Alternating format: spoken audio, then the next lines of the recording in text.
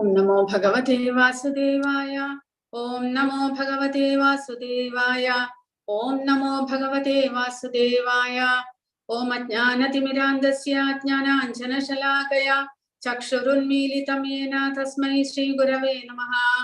नमो ओम विष्णुपादाय कृष्णप्रेष्ठाय भूतले श्रीमते भक्तिवेदान्त स्वामिन्निति नामिने।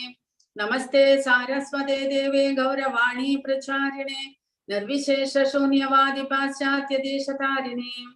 जय श्री कृष्ण चैतन्य प्रभु नित्यानंद श्री अद्वैत गदाधर श्रीवासादि गौर भक्त वृंदा। हरे कृष्ण कृष्ण कृष्ण हरे हरे, हरे राम राम राम हरे हरे। जय श्री श्री राधा गोविंद जी। हरे कृष्ण।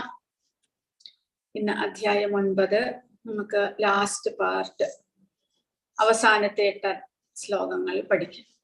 അപ്പൊ ഇന്നലത്തെ നമ്മുടെ ക്ലാസ്സിൽ ഭഗവാൻ ഇന്ദ്രിയ സുഖഭോഗങ്ങൾക്ക് വേണ്ടി പുണ്യകർമ്മങ്ങൾ ചെയ്ത് ഇന്ദ്രിയ സുഖഭോഗങ്ങൾക്ക് വേണ്ടി പ്രയത്നിക്കുന്നവരാണെങ്കിലും അവർക്ക് സ്വർഗലോകം വരെ പോകാൻ സാധിക്കുമായിരിക്കും, പക്ഷെ അവർ തിരിച്ചു വരേണ്ടി വരും എന്നാണ് ഭഗവാൻ പറയുന്നത്. അതുകൂടാതെ കാരണം ഭഗവാനെ കുറിച്ച് അറിവില്ലാത്തത് കൊണ്ടാണ് അവർ ദേവന്മാരെയും ആരാധിക്കാനെല്ലാം പോകുന്നത്, കൂടാതെ പുണ്യകർമ്മങ്ങളുടെ പുറകെ എല്ലാം പോകുന്നത്. കാരണം ഭഗവാനെ കുറിച്ചുള്ള ശരിയായിട്ടുള്ള അറിവില്ലാത്തത് കൊണ്ട്. അങ്ങനെയുള്ള ശരിയായ അറിവാണ് ഭഗവാൻ ഈ അധ്യായത്തിലൂടെ നമുക്ക് തരുന്നത്.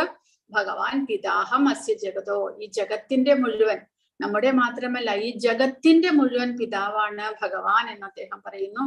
കൂടാതെ നമ്മളുടെ എല്ലാം, നമ്മൾ ആരെല്ലാമായിട്ട് ബന്ധപ്പെടുന്നുവോ, ഓരോരോ ബന്ധങ്ങൾ നമുക്കുണ്ട് ഈ ഭൗതിക പ്രപഞ്ചത്തിൽ. നമ്മുടെ അച്ഛനമ്മമാർ, സഹോദരങ്ങൾ, ആരൊക്കെയായിട്ടോ നമ്മൾ ബന്ധുക്കളാകുന്നു നമ്മുടെ ശാരീരിക ബോധത്തിൽ. പക്ഷെ ഭഗവാൻ പറയുന്നത് അവരെല്ലാം തന്നെ ഭഗവാന്റെ അംശമായതുകൊണ്ട് അവരെല്ലാം തന്നെ ഭഗവാനുമായിട്ട് കണക്ഷൻ ഉണ്ട്. അപ്പോൾ നമുക്ക് ഈ ഒരു ഭഗവാനെ കുറിച്ചുള്ള അറിവ്, ആധ്യാത്മികമായിട്ടുള്ള അറിവ് നമുക്ക് ലഭിക്കുമ്പോൾ എല്ലാ ജീവജാലങ്ങളും ഭഗവത് അംശമാണെന്നും എല്ലാരിലും ഭഗവാൻ കുടികൊള്ളുന്നു എന്നും ഉള്ള അറിവോടുകൂടി എല്ലാ ജീവജാലങ്ങളെയും സമഭാവനയോടുകൂടി നമുക്ക് കാണുവാൻ സാധിക്കുന്നു.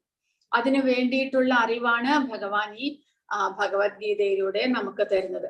എല്ലാം തന്നെ ഭഗവാന്റെ ശക്തികളാണ്. ഭഗവാൻ മാത്രമേ സത്യമായിട്ടുള്ളൂ, ഭഗവാൻ മാത്രമേ ശാശ്വതമായിട്ടുള്ളൂ. ഈ കാണുന്നതെല്ലാം തന്നെ ഭഗവാന്റെ ശക്തിയാണ്. അപ്പോൾ ഭഗവാൻ തന്റെ ശക്തിയെ പിൻവലിക്കുന്നതോടുകൂടി പിന്നെ ഇവിടെ എല്ലാം തന്നെ സംഹാരമായിട്ട് മാറുന്നു. പിന്നെ ഒന്നും തന്നെ ഇവിടെ നിലനിൽക്കുന്നില്ല. അദ്ദേഹത്തിന്റെ ശക്തി എത്ര നാൾ ഈ ഭൗതിക പ്രപഞ്ചത്തിൽ കാണപ്പെടുന്നുവോ അത്ര നാൾ മാത്രമേ ഈ ഭൗതിക പ്രപഞ്ചത്തിനും ആയുസ് ഉണ്ടാകുന്നുള്ളൂ. അപ്പോൾ കാണുന്നതെല്ലാം തന്നെ അദ്ദേഹത്തിന്റെ ശക്തിയാണ്, നടക്കുന്നതെല്ലാം തന്നെ അദ്ദേഹത്തിന്റെ പ്ലാൻ അനുസരിച്ച് മാത്രമാണ് നടക്കുന്നത്. അതും മനസ്സിലാക്കണം. അത് 11ാമത്തെ അധ്യായത്തിൽ നമുക്ക് മനസ്സിലാക്കുവാൻ സാധിക്കുന്നുണ്ട്. അതായത് ഭഗവാൻ എന്തിച്ഛിക്കുന്നുവോ അത് മാത്രമേ ഇവിടെ നടക്കുകയുള്ളൂ. അല്ലാതെ നമ്മൾ ഓരോന്ന് ഞാൻ ഇതെല്ലാം ചെയ്തു, ഇല്ല, അങ്ങനെ നടക്കുന്നില്ല. കാരണം അതും 15ാമത്തെ അധ്യായത്തിൽ ഭഗവാൻ പറയുന്നുണ്ട്. ഭഗവാൻ നമുക്ക് സാക്ഷ്യപ്പെടുത്തണം, അതായത് ഭഗവാൻ നമുക്ക് അനുമതി നൽകണം, എങ്കിൽ മാത്രമേ നമ്മുടെ ആഗ്രഹങ്ങളും സാധിപ്പിക്കുവാനായിട്ട് നമുക്ക് സാധിക്കുന്നുള്ളൂ. അപ്പോൾ ഓരോ നമ്മുടെ ആക്ഷന്റെ പുറകിലും, ഇവിടെ നടക്കുന്ന ഏത് പ്രവർത്തികളുടെ പുറകിലും എന്തെല്ലാം സംഭവിക്കുന്നോ ഓരോന്നിന്റെയും പുറകിൽ ഭഗവാന്റെ ശക്തിയുണ്ട്, അദ്ദേഹത്തിന്റെ അനുമതിയുണ്ട്. അദ്ദേഹത്തിന്റെ അനുമതി ഇല്ലാതെ ഇവിടെ ഒന്നും തന്നെ നടക്കുന്നില്ല. അദ്ദേഹത്തിന്റെ ഇച്ഛപ്രകാരമുള്ള പ്രവർത്തനങ്ങൾ മാത്രമേ ഇവിടെ നടക്കുന്നുള്ളൂ. കൂടാതെ ഭഗവാന്റെ ശക്തിയിലാണ് എല്ലാം നിലകൊള്ളുന്നതും എന്നും കൂടെ നമ്മൾ മനസ്സിലാക്കണം. ഇതെല്ലാം തന്നെ രാജഗുഹ്യ യോഗമാണ്. അതായത് വളരെ രഹസ്യമായിട്ടുള്ള, ഒരു സാധാരണ മനുഷ്യന് ഇത് മനസ്സിലാക്കുവാനായിട്ട് വളരെയധികം പ്രയാസമുണ്ട്. ഭഗവത്ഗീത വായിച്ച് മനസ്സിലാക്കുന്നതിലൂടെ മാത്രമേ നമുക്ക് ഇതിന്റെ പൊരുൾ ശരിയായിട്ട് മനസ്സിലാക്കുവാൻ സാധിക്കുന്നുള്ളൂ. അതാണിത് ഗുഹ്യം, അതായത് വളരെ രഹസ്യമായിട്ടുള്ളത് എന്ന് നമ്മൾ ഭഗവാൻ പറയുന്നത്. അങ്ങനെ സ്വർഗീയ സുഖങ്ങൾ കാക്ഷിച്ച് വേദപഠനം നടത്തുന്നു എല്ലാം ചെയ്യുന്നവരും അവർക്കും സ്വർഗലോകത്തിൽ പോകാൻ സാധിക്കും. പക്ഷെ അവരുടെ പുണ്യകർമ്മത്തിന്റെ ഫലം കഴിയുന്നതോടുകൂടി അവർക്ക് തിരിച്ചു വരേണ്ടതായിട്ട് വരുന്നു. പക്ഷേ ഭഗവാനെ ആരാധിക്കുന്നവർക്ക് അനന്യ ചിന്തയെന്തോ വേറെ ഒരു ചിന്തയും ഇല്ലാതെ, ഭൗതികമായിട്ടുള്ള ഒരാഗ്രഹവുമില്ല, ഭഗവാനെ ആരാധിക്കണം. അതും എങ്ങനെ ആരാധിക്കണം?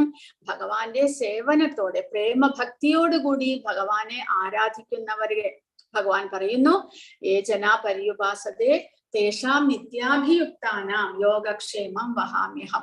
അവരുടെ ആഗ്രഹങ്ങളെല്ലാം തന്നെ ഭഗവാൻ സാധിപ്പിച്ചു കൊടുക്കുന്നു. കൂടാതെ യോഗക്ഷേമം, അവർക്കില്ലാത്തതെല്ലാം ഭഗവാൻ നൽകുന്നു, അവർക്കുള്ളതെല്ലാം ഭഗവാൻ സംരക്ഷിക്കാനും ഭഗവാൻ അനുഗ്രഹിക്കുന്നു. അങ്ങനെയാണ് ഭഗവാന്റെ പ്രവർത്തനങ്ങൾ. അതായത് നമ്മൾ ഭഗവാനെ അനന്യമായിട്ടുള്ള ഭക്തിയോടുകൂടി, കേവല ഭക്തി, ശുദ്ധഭക്തി എന്നല്ല നമ്മൾ പറയും, ഭഗവാനെ മാത്രമേ നമ്മൾ ആഗ്രഹിക്കുന്നുള്ളൂ, വേറെ ഒരാഗ്രഹവും നമ്മുടെ മനസ്സിലില്ല. ആ അവസ്ഥയിൽ പൂർണ്ണമായിട്ടും ഭഗവാന്റെ സംരക്ഷണത്തിൽ നമ്മൾ വരുന്നു. മഹാത്മാനസ്തു മാം പാർത്ഥ ദേവീം പ്രകൃതിമാശ്രിതാഹ. അങ്ങനെയുള്ള ഭക്തന്മാർ നേരിട്ട് ഭഗവാന്റെ അന്തരംഗ ശക്തിയുടെ കീഴിലേക്ക് വരുന്നു. പിന്നീട് ഭഗവാന്റെ സംരക്ഷണമായിട്ടും അവർക്കുണ്ടായിരിക്കുക. എന്നാൽ ഭഗവാനെ ആരാധിക്കാത്തവർ, മറ്റുള്ള ദേവന്മാരുടെ പുറകെ പോകുന്നവരാണെങ്കിലോ എന്ന് പറഞ്ഞാൽ അവരെ ആരാധിക്കുന്നവർ, തങ്ങളുടെ ഭൗതികമായിട്ടുള്ള എന്തെങ്കിലും ആഗ്രഹ പൂർത്തീകരണത്തിനായിട്ട് ദേവന്മാരെ സമീപിക്കുന്നവരാണെങ്കിലോ ഭഗവാൻ പറയുന്നു, അവരും ആരാധിക്കുന്നത് എന്നെ തന്നെയാണ്, എന്നാൽ അത് അവിധിപൂർവകമാണ്, വിധിപൂർവകമല്ല. ഭഗവാൻ പറയുന്നത് പോലെ നേരിട്ടുള്ള ഭഗവാന്റെ ആരാധനയല്ല, പക്ഷേ ദേവന്മാരിലൂടെ ചെന്ന് ചേരുന്നു ഭഗവാനിലേക്ക്. നമ്മുടെ അഭ്യർത്ഥനകളെല്ലാം, നമ്മൾ ദേവന്മാരെ ആരാധിക്കുന്നു നമുക്ക് എന്തെങ്കിലും ആഗ്രഹം ഉണ്ടായിക്കൊണ്ട്, പക്ഷേ നമ്മൾ അഭ്യർത്ഥിക്കുന്ന ആ ദേവന്മാരോട് നമ്മൾ പറയുന്ന കാര്യങ്ങളെല്ലാം തന്നെ ദേവന്മാരിലൂടെ ഭഗവാനിലേക്ക് ചെന്ന് ചേരുന്നു. അത് നമുക്ക് അത് സാക്ഷാത്കരിക്കാൻ നമുക്ക് അതിനുള്ള യോഗ്യതയുണ്ടെങ്കിൽ ഭഗവാന്റെ അനുമതിയോടുകൂടി ദേവന്മാർ നമുക്ക് ആ ആഗ്രഹങ്ങളെ സാധിപ്പിച്ചു തരുന്നു. അപ്പോൾ നേരിട്ട് ഭഗവാനെ സമീപിക്കുന്നതും ഭഗവാന്റെ ഉദ്യോഗസ്ഥന്മാരിലൂടെ ഭഗവാനെ സമീപിക്കുന്നതും രണ്ടും രണ്ട് തന്നെയാണ്. കാരണം അവിടെ നമ്മൾ നേരിട്ട് ഭഗവാനെ സമീപിക്കുമ്പോൾ ഭഗവാൻ നമ്മളോട് കൂടുതൽ കരുണ കാട്ടിയെന്ന് വരാം. എന്നാൽ ദേവന്മാരിലൂടെ സമീപിക്കുമ്പോഴോ ഭഗവാനെ നേരിട്ട് നമ്മൾ സമീപിച്ചിട്ടില്ല. ദേവന്മാർ നമ്മളുടെ ആഗ്രഹങ്ങൾ ഭഗവാനോട് പറയുന്നു, ഭഗവാൻ അത് സാക്ഷാത്കരിക്കാമെങ്കിൽ, അനുഗ്രഹിക്കാൻ ആഗ്രഹിക്കുന്നുവെങ്കിൽ അനുഗ്രഹിക്കുന്നു. പക്ഷെ അത് അവിധിപൂർവകമാണ്, ശരിയായിട്ടുള്ള ഭഗവാന്റെ ആരാധനയല്ല എന്ന്. ശരിയായിട്ടുള്ള വഴിയിലൂടെയുള്ള ആരാധനയല്ല, അത് ദേവന്മാരിലൂടെ പോകുന്നത് കൊണ്ട് നമുക്ക് എന്ത് സംഭവിക്കുന്നു? നേരിട്ട് ഭഗവാനെ പ്രാപിക്കാൻ സാധിക്കുന്നില്ല. അപ്പോൾ നമ്മൾ ചോദിച്ചു എന്നിരിക്കാം, ഭഗവാൻ ദേവന്മാരിലൂടെ പോയാലും അത് ഭഗവാന്റെ ആരാധനയല്ലേ, അതുവഴി നമുക്ക് പരിശുദ്ധരാകാൻ സാധിക്കില്ലേ എന്ന് ചോദിച്ചാൽ ഒരിക്കലുമില്ല. കാരണം നമ്മുടെ ആഗ്രഹങ്ങൾ നമ്മൾ ദേവന്മാരെയാണ് അറിയിക്കുന്നത്, നമ്മൾ ആരാധിക്കുന്നത് ദേവന്മാരെയാണ്, ഭഗവാനെയല്ല. അതുകൊണ്ട് നമ്മുടെ ആഗ്രഹ പൂർത്തീകരണം മാത്രമേ അവിടെ നടക്കുന്നുള്ളൂ, നമ്മുടെ അന്ധക്കരണം ശുദ്ധീകരിക്കുന്നത് നടക്കുന്നില്ല അവിടെ, നമ്മുടെ അവബോധം അവിടെ പരിശുദ്ധമാകുന്നില്ല. അതുകൊണ്ടാണ് ഭഗവാൻ പറയുന്നത്, ദേവന്മാരെ ആരാധിക്കുന്നവർ ആ ദേവന്മാരുടെ ലോകത്തിലേക്ക് മാത്രമേ പോകാൻ അവർക്ക് സാധിക്കുകയുള്ളൂ. എന്നാൽ ഭഗവാനെ ആരാധിക്കുന്നവർക്ക് ഭഗവാന്റെ ധാമത്തിലേക്ക് പോകാം, പിന്നീട് ഒരിക്കലും മടങ്ങി വരേണ്ട ആവശ്യമേ വരുന്നില്ല.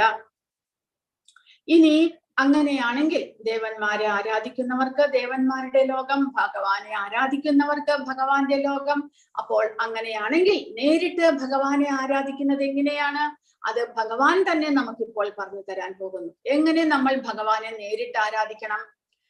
ഭഗവാന്റെ ആഗ്രഹം എന്താണ്? ഒരു ഭക്തൻ ഭഗവാനെ എങ്ങനെ ആരാധിക്കണം എന്നാണ് ഭഗവാന്റെ ആഗ്രഹം. അതാണ് ഭഗവാൻ ഈ ശ്ലോകത്തിലൂടെ പറയുന്നത്. പത്രം പുഷ്പം ഫലം തോയം യോമേ ഭക്ത്യാ പ്രയച്ഛതി തദഹം ഭക്തി ഉപഹൃതം അസ്നാമി പ്രയതാത്മനഃ. സ്നേഹത്തോടും ഭക്തിയോടും കൂടി ഒരാൾ എനിക്ക് അർപ്പിക്കുന്നത് എന്തും, ഇലയോ പൂവോ ഫലമോ ജലമോ ആകട്ടെ, ഞാനത് സ്വീകരിക്കും. അപ്പോൾ ആരാധന അല്ലെങ്കിൽ സേവനം എന്ന് പറയുമ്പോൾ അവിടെ നമ്മൾ എന്തെങ്കിലും ഭക്തിയോടുകൂടി പ്രേമത്തോടുകൂടി നമ്മൾ സമർപ്പിക്കുന്നുണ്ട്. കാരണം നമ്മൾ ആരുടെയെങ്കിലും ബന്ധുക്കാരുടെ വീട്ടിലേക്ക് പോകുന്നു, നമുക്ക് വളരെ അടുത്തുള്ള ബന്ധുക്കളുടെ വീട്ടിലേക്ക് പോകുകയാണെങ്കിലും നമ്മൾ വെറുതെ കൈവീശി പോകുകയില്ല. എന്തെങ്കിലും ഒരു ഉപഹാരം അവർക്ക് നമ്മൾ എടുത്തുകൊണ്ടേ പോകുകയുള്ളൂ. എന്തെങ്കിലും ഫ്രൂട്ട്സോ അല്ലെങ്കിൽ ആ വീട്ടിലേക്ക് ഉപകാരമുള്ള എന്തെങ്കിലും വസ്തുക്കൾ നമ്മൾ കൊണ്ടുപോകും. അല്ലാതെ വെറും കൈയോടെ നമ്മൾ ഒരിക്കലും നമ്മുടെ ബന്ധുമിത്രാദികളെ കാണാൻ പോകുമ്പോൾ കൂടെ പോകുകയില്ല. അങ്ങനെ വരുമ്പോൾ ഭഗവാനെ കാണാൻ പോകുമ്പോഴോ, നമ്മൾ അമ്പലങ്ങളിലേക്ക് പോകുമ്പോഴും ഭഗവാന് എന്തെങ്കിലും ഒന്ന് നമ്മൾ സമർപ്പിക്കും. അതേ ഭഗവാനെ അപ്പോൾ നമ്മൾ വീട്ടിൽ വെച്ച് ആരാധിക്കുമ്പോഴോ, നമ്മൾ കൂടുതലായിട്ട് നമ്മുടെ കയ്യിലുള്ളതെല്ലാം തന്നെ ഭഗവാന് പ്രേമഭക്തിയോടുകൂടി സമർപ്പിക്കണം. പക്ഷെ ഭഗവാൻ പറയുന്നു, അത്രയൊന്നും ഭഗവാൻ പറയുന്നില്ല. പിന്നെയോ, നമുക്ക് സാധിക്കാവുന്ന എത്ര ദരിദ്രനായിട്ടുള്ള ഒരാൾക്കും ഭഗവാനെ ആരാധിക്കുന്നതിൽ ഒരു വിമുഖതയും വേണ്ട. കാരണം എൻ്റെ കയ്യിൽ കാശില്ല എന്ന് പറയാൻ കാശോടുകൂടി നമ്മൾ വാങ്ങിക്കേണ്ട ഒരു കാര്യവും ഭഗവാൻ ഇവിടെ പറഞ്ഞിട്ടില്ല. ഒരു കാശ് ദരിദ്രനായിട്ടുള്ള ഒരാൾക്കും ഭഗവാനെ ആരാധിക്കാൻ സാധിക്കും. കാരണം ഭഗവാൻ അത് മാത്രമാണ് നമ്മളോട് ആവശ്യപ്പെടുന്നത്. പത്രം, പുഷ്പം, ഫലം, തോയം, ആരുടെയും എല്ലാവരുടെയും വീട്ടിൽ വെറുതെ ഈസി ആയിട്ട് ലഭിക്കാവുന്ന കാര്യങ്ങളാണ് ഇതെല്ലാം. ഒരു തുളസി ഇലയോ അല്ലെങ്കിൽ പുഷ്പങ്ങളോ അല്ലെങ്കിൽ എന്തെങ്കിലും പഴവർഗ്ഗങ്ങളോ അല്ലെങ്കിൽ വെറും വെള്ളം വെച്ചാലും മതി എന്ന് ഭഗവാൻ പറയുന്നു. തോയം എന്ന് പറഞ്ഞാൽ അതിന് ശുദ്ധമായ ജലം എന്നും അർത്ഥമുണ്ട്, അല്ലെങ്കിൽ പാല് എന്നും അർത്ഥമുണ്ട്. രണ്ടിനും തോയം എന്ന് പറയുന്നു. അപ്പോൾ എന്തെങ്കിലും ഭഗവാന് നമ്മൾ സമർപ്പിക്കേണ്ടതാണ്. പക്ഷേ അതിന് പുറകെ എന്ത് വേണം? അതിനോട് അറ്റാച്ച്ഡ് ആയിട്ട് നമ്മൾ ഭക്തിയോടുകൂടി സമർപ്പിക്കണം. തദഹം ഭക്തി ഉപഹൃതം. ആ ഭക്തിയോടുകൂടി നമ്മൾ അത് സമർപ്പിക്കുമ്പോൾ ഭഗവാന് പറയുന്നു, അശ്നാമി, ഞാനത് സ്വീകരിക്കും എന്ന് ഭഗവാൻ പറയുന്നു. അപ്പോൾ ഭഗവാൻ തന്നെയാണ് പറയുന്നത്. നമ്മൾ ഭഗവാനെ ആരാധിക്കുമ്പോൾ ഭഗവാൻ എന്തെങ്കിലും ഒന്ന് ദിവസവും സമർപ്പിക്കേണ്ടത് അത്യാവശ്യമാണ്. കാരണം ഭഗവാൻ നമ്മളുടെ പ്രാർത്ഥന സ്വീകരിച്ചുകൊണ്ട് നമ്മുടെ വീട്ടിൽ ഇവിടെ സന്നിഹിതനായിരിക്കുന്നു. ഭഗവാന്റെ വിഗ്രഹമാണ് അവിടെ. ഭഗവാൻ എങ്ങനെ അത് സ്വീകരിക്കും? അങ്ങനെയല്ല നമ്മൾ ചിന്തിക്കേണ്ടത്. പിന്നെയോ, ഭൗതികമായിട്ടുള്ള വസ്തുക്കളാണ് നമ്മൾ ഭഗവാന് സമർപ്പിക്കുന്നത്. പക്ഷേ ആ വസ്തുക്കളെ ഭഗവാൻ സ്വീകരിച്ച് നമുക്ക് അതിനെ ആധ്യാത്മികമായിട്ട് പരിശുദ്ധമാക്കിയിട്ട് നമുക്ക് തിരിച്ചു തരുന്നു. അങ്ങനെയാണ് നമ്മൾ മനസ്സിലാക്കേണ്ടത്. നമ്മൾ സമർപ്പിക്കുന്നതെല്ലാം തന്നെ ഭൗതികമായിട്ടുള്ള വസ്തുക്കളാണ്. പക്ഷെ അതിന്റെ പാപകർമ്മ ഫലങ്ങളെല്ലാം തന്നെ ഭഗവാന് നമ്മൾ അർപ്പിക്കുന്നതോടുകൂടി ഇല്ലാതാകുന്നു. ഭഗവാൻ അത് നമുക്ക് പരിശുദ്ധമാക്കിയിട്ട് തിരിച്ചു തരുന്നു. അത് കഴിക്കുന്നതോടുകൂടി നമ്മളും പ്രസാദമാണ്. അത് പിന്നെ ഭഗവാൻ കഴിച്ചത് പിന്നീട് അത് പ്രസാദമായിട്ട് തീരുന്നു. ആ പ്രസാദം കഴിക്കുന്നതോടുകൂടി നമ്മളും പരിശുദ്ധരാകുന്നു.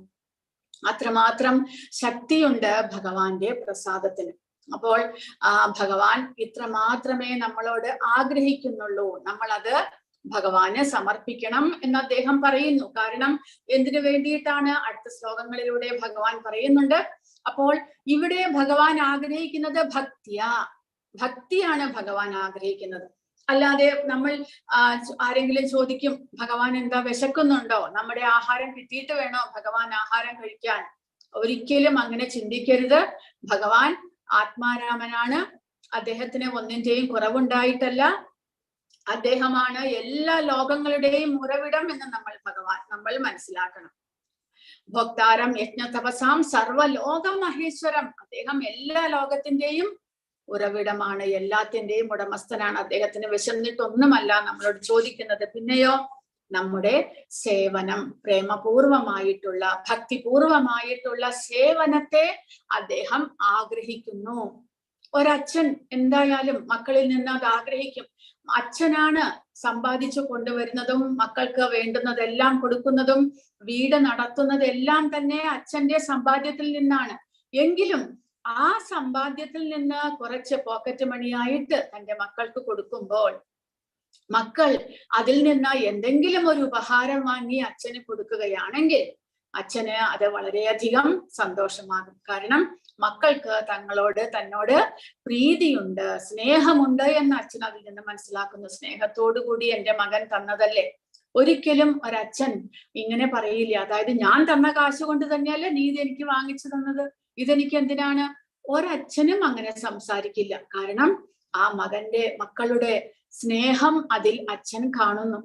അച്ഛന്റെ കാശ് തന്നെയാണ് മകൻ ഉപയോഗിച്ച് തനിക്ക് എന്തെങ്കിലും ഗിഫ്റ്റ് തന്നത് എന്നുണ്ടെങ്കിലും അച്ഛൻ ആ ഗിഫ്റ്റ്, മകൻ തന്ന ആ ഉപഹാരത്തെ വളരെയധികം വിലമതിക്കുന്നു. കാരണം അതിനു പുറകിലുള്ള സ്നേഹം, പ്രീതി, അച്ഛനോടുള്ള വാത്സല്യം, അത് തന്നെയാണ് ഭഗവാനും ഇവിടെ ആഗ്രഹിക്കുന്നത്. ഭഗവാന്റേതാണ് ഈ ഭൗതിക പ്രപഞ്ചം മുഴുവൻ. ഇവിടെ ഉണ്ടാകുന്ന ഓരോ വസ്തുവും ഭഗവാന്റേതാണ്. നമ്മൾ നമ്മുടെ ആയുസ്സിനനുസരിച്ച് ഒരു കുറച്ചു കാലം മാത്രമേ ഇവിടെ വാഴുന്നുള്ളൂ. പക്ഷെ എങ്കിലും ആ സമയത്ത് ആ ഭഗവാന്റെ വസ്തുക്കളെ നമ്മൾ സ്നേഹത്തോടുകൂടി, പ്രീതിയോടുകൂടി ഭഗവാന് തന്നെ തിരിച്ചു സമർപ്പിക്കുമ്പോൾ ഭഗവാൻ അത് സ്വീകരിക്കും എന്ന്, നമ്മുടെ ആ ഭക്തിയെ ഭഗവാൻ സ്വീകരിക്കുന്നു, നമ്മളെ പരിശുദ്ധരാക്കുന്നു. ഇപ്പോൾ ഗംഗാജലത്തിലെല്ലാം പോയി, ഗംഗയിൽ പോയി നമ്മൾ കുളിക്കുമ്പോൾ, ഗംഗ, യമുന ഇതിലെല്ലാം പോയി നമ്മൾ കുളിക്കുമ്പോൾ ബ്രാഹ്മണരെല്ലാം അവിടെ തർപ്പണം ചെയ്യുന്നു. കാരണം ആ ഗംഗാജലത്തിൽ കുളിക്കുകയും നമ്മുടെ പിതൃക്കൾക്ക് തർപ്പണം ചെയ്യുകയും എല്ലാം ചെയ്യുന്നത് വളരെ വിശേഷമാണ്. എങ്ങനെയാണ് ചെയ്യുന്നത്? ആ ഗംഗാജലം തന്നെ എടുത്തിട്ടാണ് ഗംഗയെ പൂജിക്കുന്നത്, അല്ലാതെ വേറെ ജലം കൊണ്ടുവന്നിട്ടല്ല. അതുപോലെ ഈ ഭൗതിക പ്രപഞ്ചം മുഴുവനും ഭഗവാന്റേതാണ്. അപ്പോൾ ഇവിടെയുള്ള വസ്തുക്കളെ എല്ലാം തന്നെ നമ്മൾ നമ്മുടേതായിട്ട് കരുതി, നമ്മുടേതായിട്ട് നമുക്ക് വേണ്ടിയിട്ട് ഉപയോഗിക്കുന്നതിനേക്കാൾ ഭഗവാന് സമർപ്പിച്ച് പ്രസാദമായിട്ട് നമ്മൾ സ്വീകരിക്കുമ്പോൾ അതിന് നമ്മളെ പരിശുദ്ധമാക്കാനുള്ള കഴിവുണ്ട് എന്ന് ഇവിടെ നമ്മൾ മനസ്സിലാക്കേണ്ടതാണ്. പ്രേമപൂർവമായ സേവനം മാത്രമേ കൃഷ്ണൻ ആവശ്യപ്പെടുന്നുള്ളൂ. തന്റെ ഭക്തൻ തരുന്ന കൊച്ചു പൂവും കൂടി അദ്ദേഹം സ്വീകരിക്കും. ഭക്തിയില്ലാത്തവന്റെ ഒരു ഉപഹാരവും അദ്ദേഹം കൈക്കൊള്ളുകയുമില്ല. അദ്ദേഹത്തിന് മറ്റാരുടെയും ഉപഹാരങ്ങൾ ആവശ്യമില്ല. സ്വയം പര്യാപ്തനാണ് അദ്ദേഹം. ഭക്തന്റെ ഉപഹാരം സ്വീകരിക്കുന്നത് സ്നേഹവാത്സല്യങ്ങളുടെ കൈമാറ്റം എന്ന നിലയിലാണ്. കൃഷ്ണാവബോധത്തിൽ പുരോഗമിക്കുക എന്നതാണ് ജീവിതത്തിന്റെ പരിപൂർണത. നമ്മൾ പടിപടിയായിട്ട് ആ ഭക്തിയിലേക്ക് ഉയരണം. അതിനുള്ള സ്റ്റെപ്പ് ബൈ സ്റ്റെപ്പ് ആയിട്ടാണ് ഭഗവാൻ പറയുന്നത്. ആദ്യം ഭഗവാനെ കുറിച്ച് മനസ്സിലാക്കാൻ ഭഗവാൻ പറയുന്നു. ശ്രവണത്തിലൂടെ ഭഗവാനെ കുറിച്ച്, ഭഗവാൻ ആരാണ്, എന്താണ് അദ്ദേഹത്തിന്റെ പ്രവർത്തനങ്ങൾ എന്നെല്ലാം നമ്മൾ മനസ്സിലാക്കാനായിട്ട് ഭഗവാൻ പറയുന്നു. ഭഗവാനെ കുറിച്ച് മനസ്സിലാക്കി കഴിഞ്ഞാൽ അദ്ദേഹത്തെ ആരാധിക്കുന്ന രീതികൾ ഭഗവാൻ പറഞ്ഞു തരുന്നു. ഭഗവാനെ ആരാധിക്കുക വഴി നമ്മുടെ കർമ്മഫലങ്ങളെല്ലാം ഇല്ലാതാക്കാം എന്ന് ഭഗവാൻ പറയുന്നു. അങ്ങനെ ഭഗവാനെ ആരാധിക്കുന്നതിലൂടെ മരണവേളയിലും നമുക്ക് ഭഗവാനെ സ്മരിക്കുവാൻ സാധിച്ചാൽ നമുക്ക് ഭഗവാന്റെ പരമപദം പോകാൻ സാധിക്കും. പക്ഷെ മരണവേളയിലും ഭഗവാനെ നമുക്ക് സ്മരിക്കണമെങ്കിൽ അതിന് വേണ്ടിയിട്ടുള്ള പരിശീലനം ആവശ്യമാണ്. ആ പരിശീലനങ്ങൾ എന്തൊക്കെയാണ് എന്നാണ് ഈ അധ്യായത്തിൽ ഭഗവാൻ നമുക്ക് പറഞ്ഞു തരുന്നത്. ഓരോ കാര്യങ്ങളായിട്ട് ഭഗവാൻ പറഞ്ഞു തരുന്നു. അപ്പോൾ അതാണ് ആദ്യമായിട്ട് ഭഗവാൻ പറഞ്ഞു, സതതം കീർത്തയന്തോ മാം യദന്തശ്ച ദൃഢവ്രതാഃ. ദൃഢനിശ്ചയത്തോടുകൂടി സദാസമയവും ഭഗവാനെ കീർത്തിച്ചു കൊണ്ടിരിക്കുക. നമസ്യന്തശ്ച മാം ഭക്തിയ. ഭഗവാനെ നമസ്കരിക്കുക ഭക്തിയോടുകൂടി. അപ്പോൾ ആ ഭക്തിയുത സേവനം നമ്മിൽ നിന്ന് ഭഗവാൻ പ്രതീക്ഷിക്കുന്നു. ഭഗവാന്റെ നാമജപങ്ങൾ ചെയ്യുക, ഭഗവാനെ നമസ്കരിക്കുക. അത് കഴിഞ്ഞിട്ട് ഭഗവാൻ പറഞ്ഞു, അനന്യാചിന്തയന്തോ മാം. സദാസമയവും ഭഗവാന്റെ ചിന്തയിൽ മുഴുകിയിരിക്കുക.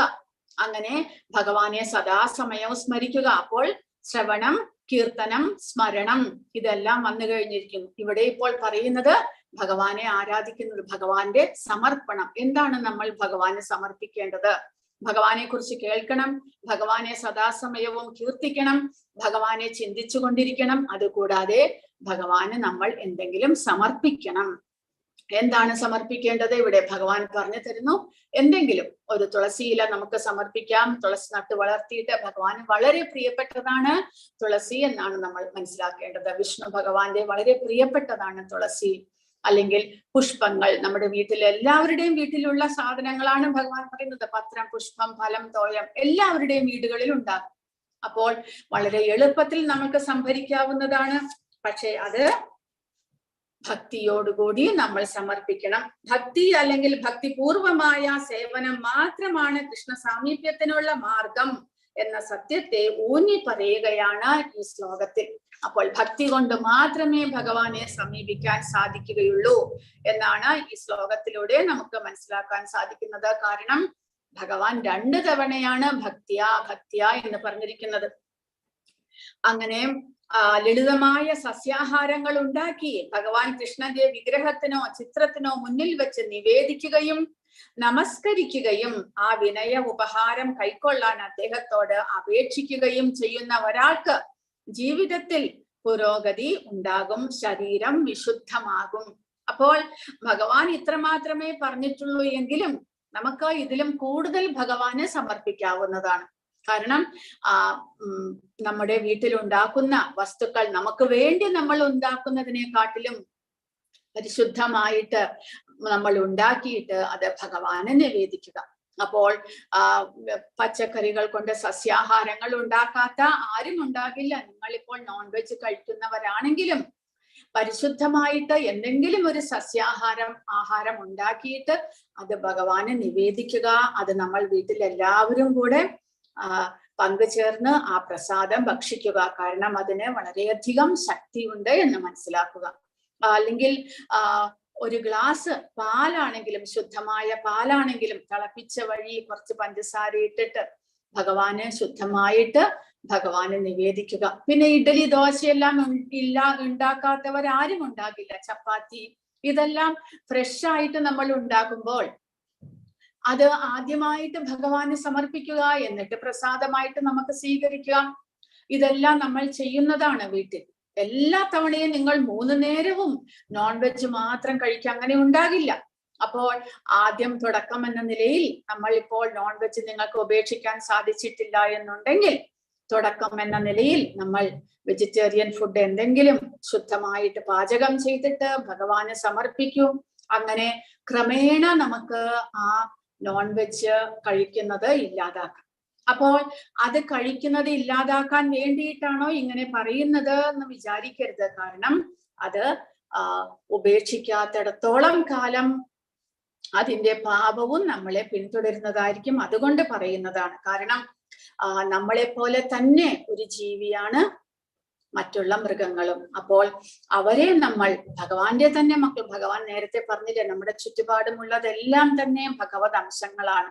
അപ്പോൾ അവരെ നമ്മൾ വധിക്കുക എന്ന് പറയുമ്പോൾ അത് പാപം തന്നെയാണ്. അപ്പോൾ അതിന്റെ ഫലം നമ്മൾ പിന്നീട് അനുഭവിക്കേണ്ടതായിട്ട് വരുന്നു.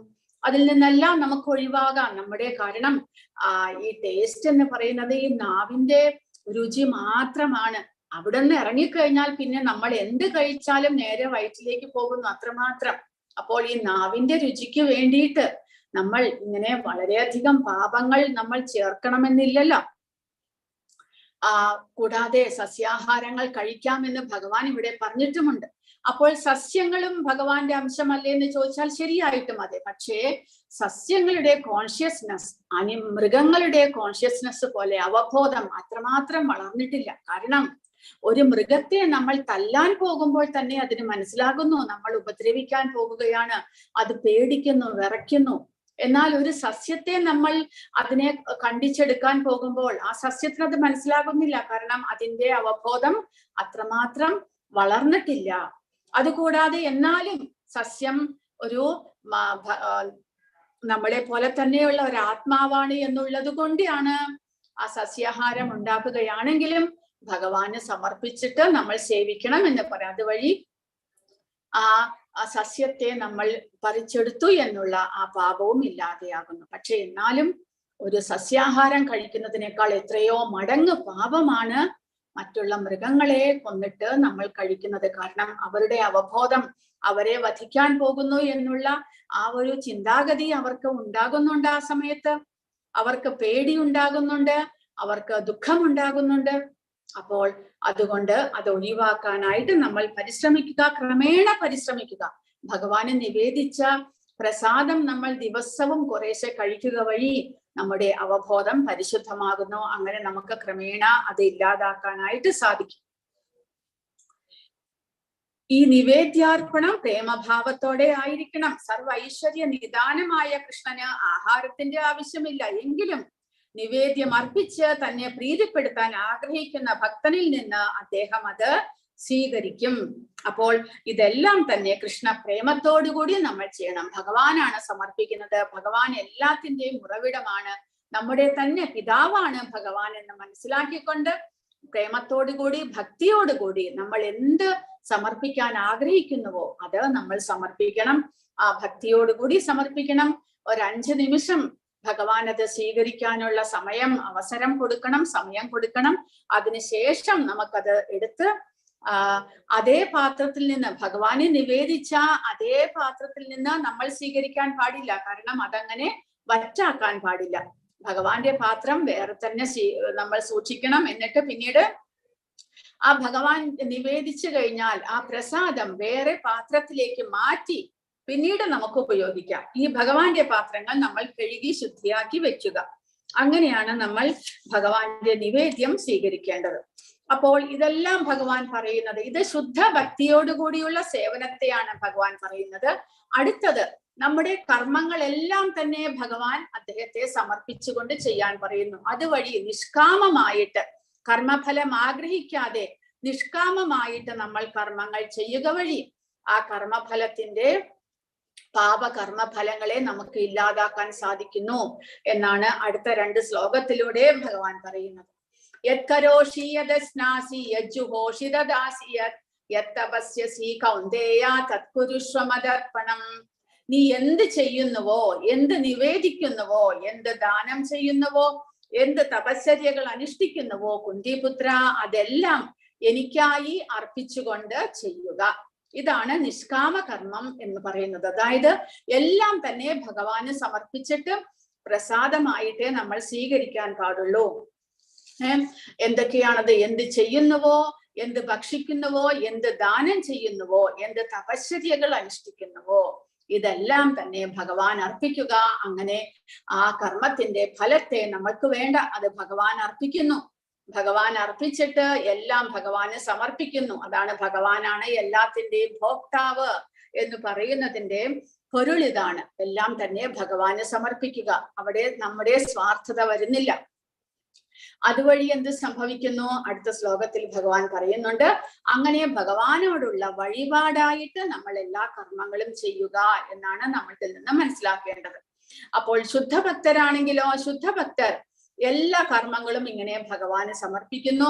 അപ്പോൾ ആ ശുദ്ധഭക്തിയുടെ ഗുണനിലവാരം അനുസരിച്ച് ഭഗവാൻ നമുക്ക് പ്രത്യുപകാരം ചെയ്യും.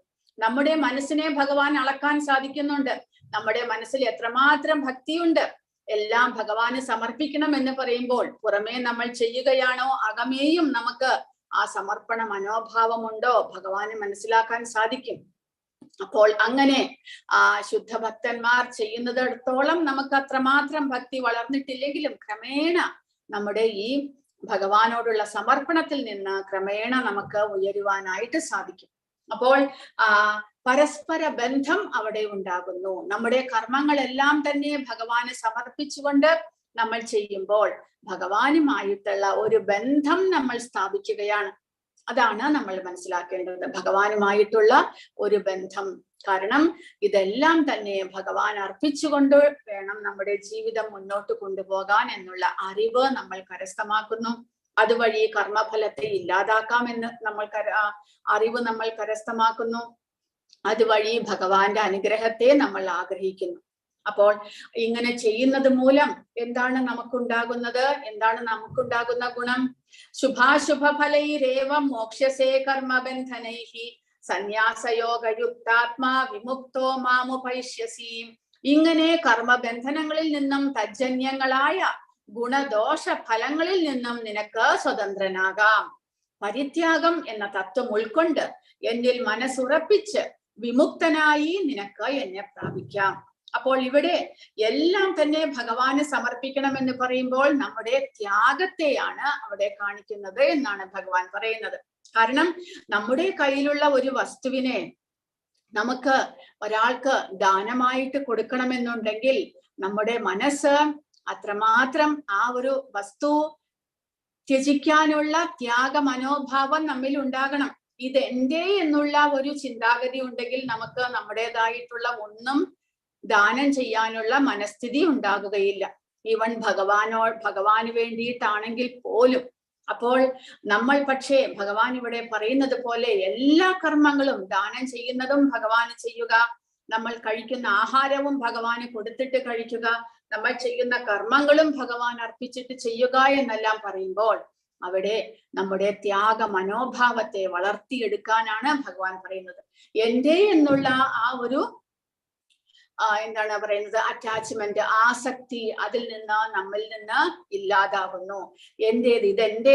എന്റേതാണ് എന്നുള്ള ആസക്തി ഉണ്ടല്ലോ, ഭഗവാന് നമ്മൾ എല്ലാ കാര്യങ്ങളും സമർപ്പിക്കുമ്പോൾ ആ എൻ്റെ എന്നുള്ള മനോഭാവം അവിടെ നിന്ന് പോകുന്നു.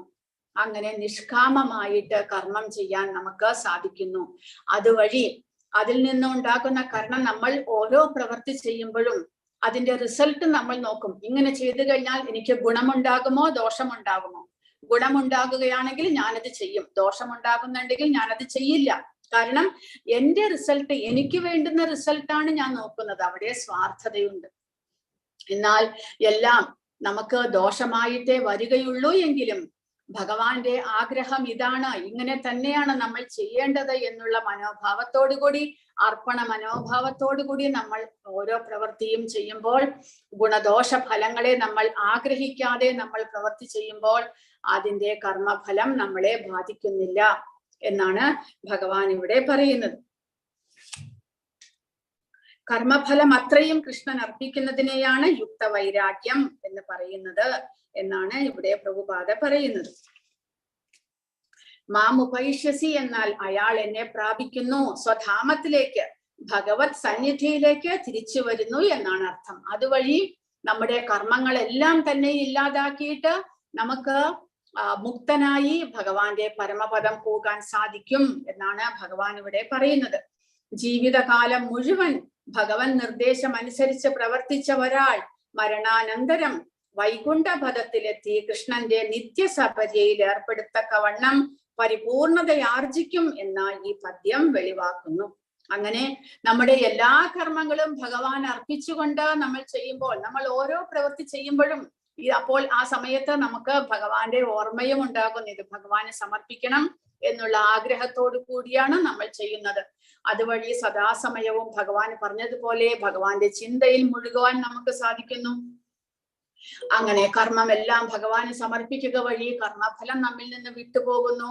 അങ്ങനെ ക്രമേണ ആ പൂർണ്ണമായിട്ടും ഭഗവാന്റെ ചിന്തയിൽ നമുക്ക് ജീവിക്കാനായിട്ട് സാധിക്കുന്നു. അങ്ങനെ ആ ജീവിതം തന്നെ ഭഗവത് അർപ്പിതമായ ജീവിതമായിട്ട് മാറുമ്പോൾ നമുക്ക് ഭഗവാന്റെ പരമപദം പോകാൻ സാധിക്കും എന്നാണ് ഭഗവാൻ പറയുന്നത്. സമോഹം സർവഭൂതേഷു നമേ ദേശ്യോസ്തി ന പ്രിയഃ ഏ ഭജന്തി തുമാം ഭക്ത്യാ മയീ തേ തേഷു ചാപ്യഹം. എനിക്ക് ആരോടും അസൂയയില്ല, പക്ഷപാതവുമില്ല, എല്ലാറ്റിനോടും സമഭാവനയാണ് എനിക്കുള്ളത്. പക്ഷേ ഭക്തി പുരസരം ആരാണോ എന്നെ സേവിക്കുന്നത് അയാൾ എന്റെ സുഹൃത്തും ഞാൻ അയാളുടെ സുഹൃത്തുമാണ്, അവൻ എന്നിൽ അധിവസിക്കുന്നു. അപ്പോൾ ഭഗവാൻ നേരത്തെ പറഞ്ഞു പിതാഹം അസ്യ ജഗതോ, ഞാൻ എല്ലാവരുടെയും പിതാവാണ്, ജഗത്തിന്റെ തന്നെ പിതാവാണ് എന്ന് പറയുന്നു. പിന്നീട് ഭഗവാൻ പറയുന്നു ഭക്തിയോടുകൂടി, അനന്യമായ ഭക്തിയോടുകൂടി സേവിക്കുന്ന ഒരാൾക്ക് ഭഗവാന്റെ ധാമം പോകാൻ സാധിക്കുമെന്ന് പറയുന്നു. പിന്നീട് പറയുന്നു എല്ലാ കർമ്മങ്ങളും ഭഗവാൻ അർപ്പിക്കുന്ന ഒരാൾക്ക് ഭഗവാന്റെ ധാമം പോകാൻ സാധിക്കുമെന്ന് പറയുന്നു. അപ്പോൾ അങ്ങനെയാണെങ്കിൽ അങ്ങനെയുള്ളവർക്ക് മാത്രമേ ഭഗവാന്റെ ധാമം പോകാൻ സാധിക്കുകയുള്ളൂ. ഭഗവാൻ പക്ഷപാതമാണോ കാണിക്കുന്നത്? മറ്റുള്ളവർക്ക് എന്തുകൊണ്ട് ഭഗവാന്റെ ധാമം പോകാൻ സാധിക്കില്ല എന്ന് ചോദിക്കുകയാണെങ്കിൽ ഭഗവാൻ പറയുന്നു സമോഹം സർവഭൂതേഷു, എല്ലാ ജീവജാലങ്ങളോടും ഞാൻ ഒരേപോലെയാണ് പെരുമാറുന്നത്.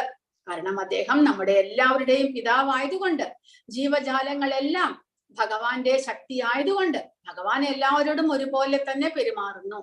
എങ്കിലും ഭഗവാൻ പറയുന്നു ഏ ഭജന്തീതു മാം ഭക്തിയ, ആരാണോ എന്നെ ഭക്തി പുരസരം സേവിക്കുന്നത് അവരോട് പ്രത്യേക പരിഗണന ഭഗവാൻ തീർച്ചയായിട്ടും ഉണ്ട്. കാരണം ഒരച്ഛന് തന്റെ മക്കൾ എല്ലാവരും ഒരുപോലെയാണെങ്കിലും ആരെങ്കിലും ഒരാൾ വളരെ സ്നേഹത്തോടുകൂടി അദ്ദേഹത്തോട് പെരുമാറുകയും അദ്ദേഹത്തിന്റെ ഇഷ്ടാനിഷ്ടങ്ങളെല്ലാം നോക്കി പെരുമാറുകയും എല്ലാം ചെയ്യുകയാണെങ്കിൽ ആ കുട്ടിയോട് അച്ഛന് പ്രത്യേക ഒരു പരിഗണന തീർച്ചയായിട്ടും ഉണ്ടാകും.